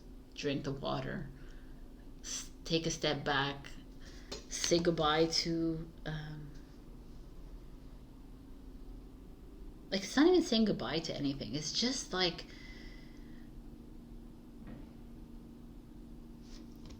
washing away all the blah blah, because the High Priestess is the inner wisdom. She's not the education. She's not the information. She's the inner knowing, right? So it's like,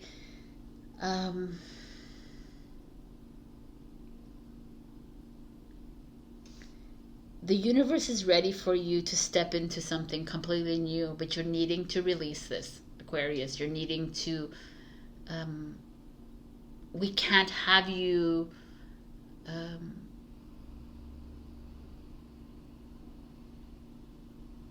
it's not that we can't have you being so dramatic anymore, but enough with holding on, enough with attaching to that old story and that old version of yourself.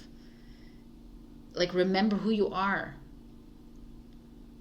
And when you can remember who you are, then you can move into that job that you love, and you can move into that relationship that you crave, and you can move into that new beginning. But you're like holding on to something old. It's not working. And it's like, you might have a High Priestess in your life that's trying to help you through it as well. Someone that's helping you awaken to the next step. Listen to your heart, people. You're ready for a new journey, but the new journey is requiring you to get quiet, which is kind of beautiful. So, life force energy is your advice. Life force energy is your breath. Internal explorer. I mean, Internal Explorer is the High Priestess, so it's freaking beautiful. Wow. Freaking change, man. I mean, Aquarius, I can look at all these cards and I could say to you that some of you are being asked to go travel the world, explore further, but I feel like it's more exploration of your starseed self. Exploration of your inner knowing, of your wisdom, of your truth within. It's like, enough with the outside linear crap that has nothing to do with you, Aquarius, by the way, right? And that's what's made you this way. All this like, oh, fear of money, fear, limitation, like, box. I don't know. It doesn't work. It's not working for you.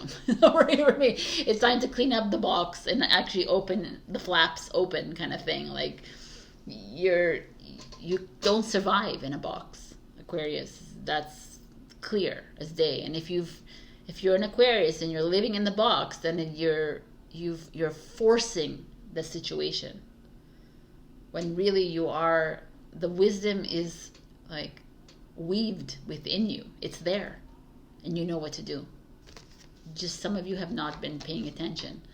And like the life force center, like you are the life force center, what is it? It's like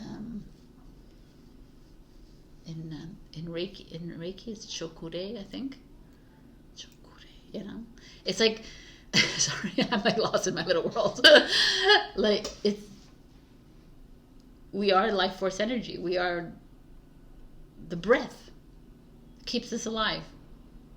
The light within you. You are it. It's like going back to the roots, going back to your essence, forgetting the blah blahs of the world and trusting that and starting from zero again. I almost feel like that's what the cleanup is, like going back to zero, going back to this part of you. The only way to get there is by you changing. Like, isn't this the 5? No, it's the 5. It was yet Capricorn is the 5. It's you making this change. It's only you. I told this to a few other signs. It's like I'm tired of us like blaming, shaming others, using our past as like catalyst, or like holding on and attaching to that. The only way you dream the new dream is by making the changes on your own and wiping away and cleaning away and sweeping all away the gunk. It's not yours to hold on to anymore, and reverting back to your high priestess mode, or high priest if you're a male watching, like trusting your inner wisdom to guide you, because your inner wisdom is the only thing you need to know to guide you to the next step. And it's not something that needs to be like shouted out to the world.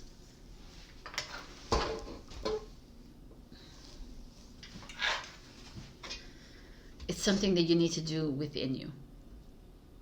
So this is where I leave you, my beautiful Aquarius. It's super intense. If you need a private reading, you can always reach out to me. If this didn't resonate, check your rising and your moon for other messages, and like, share, comment, subscribe, and super thanks me if you can. I love you, love you, love you, Aquarius. It's time. It's time to go within and listen. I love you. Bye. Hello, my beautiful Pisces. We got no place like home. It's a 50, which is change. I just love this card because it's like this iron stand in the middle of the ocean and there's home dangling from it, you know? And there's like the Nautilus next to it and the sky, and it just feels like this confidence, right, of this home, which is your body, your vessel, hanging in the wind kind of thing, but comfortably, and there's light below it coming out of it, all around it. It's just this feeling of you finally finding that strength within you, that confidence within you to stand on your own, that you knowing that whether you're home alone, whether your home is filled with people, you are okay. I just love this for you, Pisces, because I feel like it's been such a difficult journey up to now, and here you are like standing there and like, there's no place like my home. There's no place like me. So let's see what's going on. We have the 7 of Cups, which speaks of daydreaming, which speaks of many different choices that are being presented to you, perhaps. The Lovers, maybe you have 7 different lovers being presented to you. Who knows, right? I love it. The Hierophant, it's a Taurus. The Lovers is a Gemini energy. The 4 of Pentacles, it's a Capricorn. The 7 of Cups is Scorpio. The Page of Cups is Cancer, Scorpio, Pisces. So you're here, new love. And the Ace of Wands, Aries, Leo, Sagittarius. And for the first time, we see a freaking beautiful reading for Pisces. Woot, woot, put transit in the air. All right. But we see something interesting showing up here. Before we get into like this beautiful stability and everything, we have this like choices. A choices of lovers. A choice of love.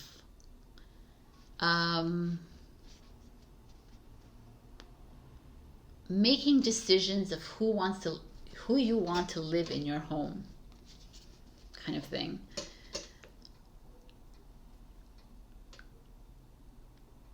It's almost like asking yourself, is my partner the right one?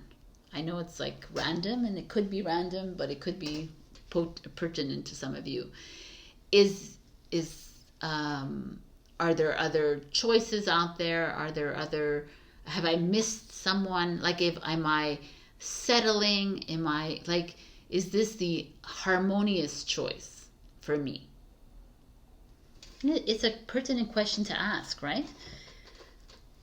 Also feel like could be for maybe a few of you that perhaps you have many lovers, but the Hierophant in the middle, which is a Taurus energy, which the Hierophant is usually about marriage as well, talks about, and the Four of Pentacles, Capricorn, it's like this stability, right? It almost feels like maybe in the past you've had many lovers, maybe you've lived a life very sporadically, randomly, very like Gemini, Scorpio, very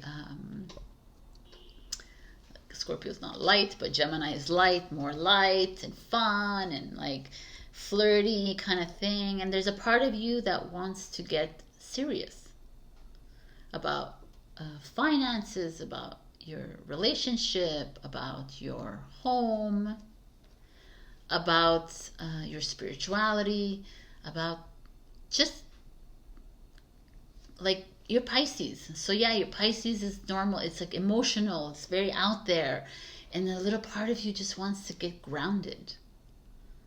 And you want to feel like your home is your home base kind of thing. You want to feel secure again. You've lived this like flirtatious life. You've lived this like a grandiose life. You've lived this life of always having choices, always being open to lots of things and lovers and people and friends and whatever. And there's a part of you that is ready to commit, right? Ready to take the next step. And is it a relationship? Could be. Is it like in your job? Could be. It could also be in your investment. It could be like a schooling, but it could be love as well, because the Page of Cups is here, which is a new kind of lover showing up in your life. It could be your children as well, like strengthening the bond with your children. Page of Cups. Like, I almost feel like, you know what this feels like to me is like some of you Pisces have been like, for lack of a better word, but flighty, almost like a little bit more like creative and living very flirty and romantic and like more open, and now you're ready to settle. And I know some of you are like, well, I've been in a relationship for 7 years or 10 years, whatever. But maybe even reestablishing a bond with your partner, with your family, with your home, with your business, with your kids. There's a newness here with the Ace of Wands. Like something new. You know, like not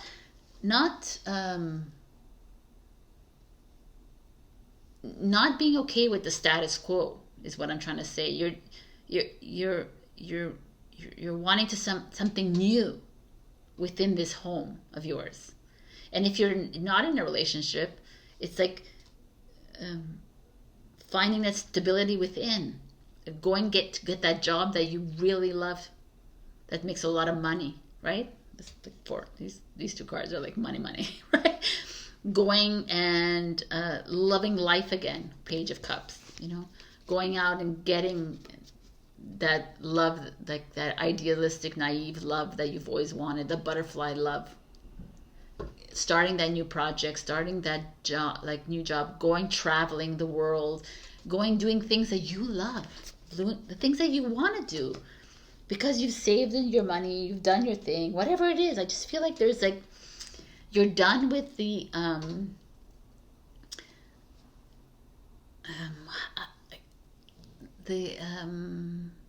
fantasy this week, right? This week, you're done with this fantasy world of always having so many choices. That you're just like looking for something a little bit more stable. You know, you've had your lovers, you've had your romances, you've had that kind of life, you've lived like a high life, and now you're looking for home. Just kind of beautiful.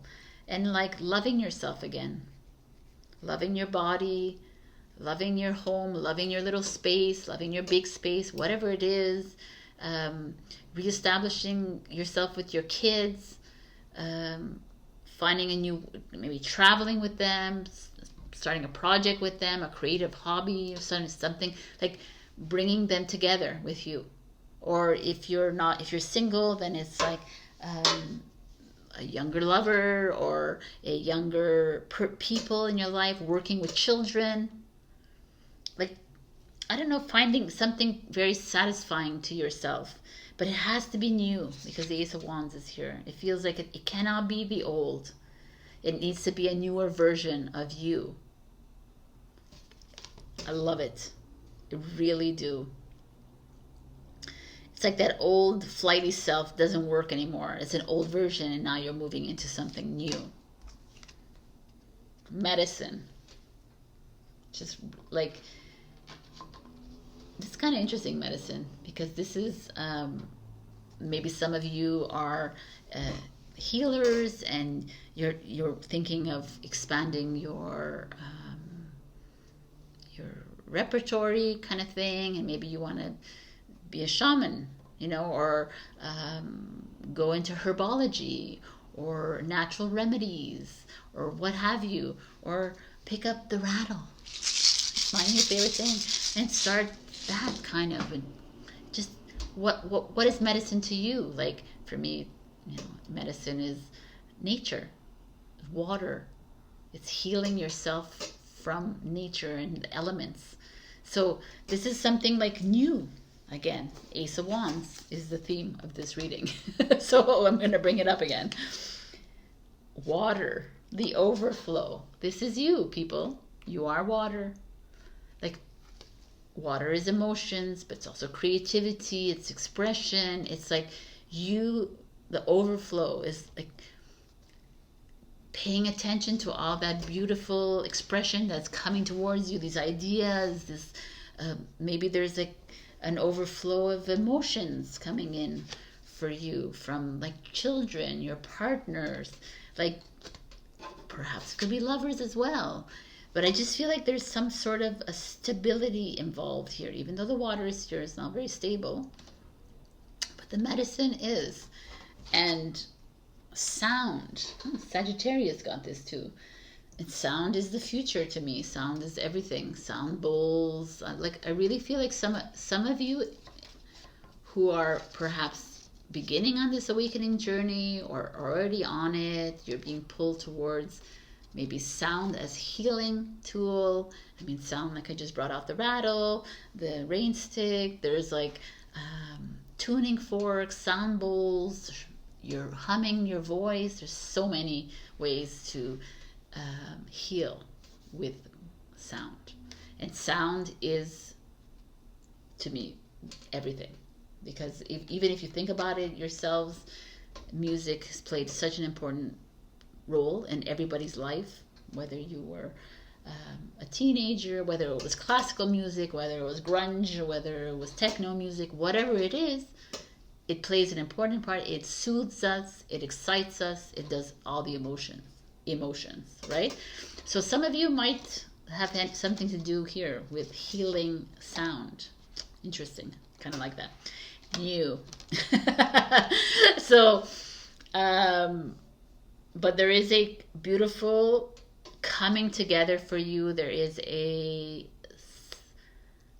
support system being brought together with, like, it's like you're establishing your home again, whether it is with people or with yourself, and you're establishing like a financial security and spiritual soundedness, but also a solid marriage with self, with partner, and children as well. So like bringing back together the kids, going on a trip together, doing something, creating a sound project, healing project, whatever it is. You're moving away from frills to something more solid. I mean, this is really beautiful. I'm so happy, Pisces, we're back on track. We're getting ready for the full moon in Pisces at the end of this month. Right?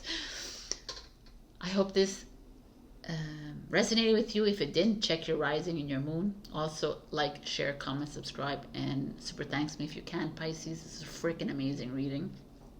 I love you so much, and I will see you next week.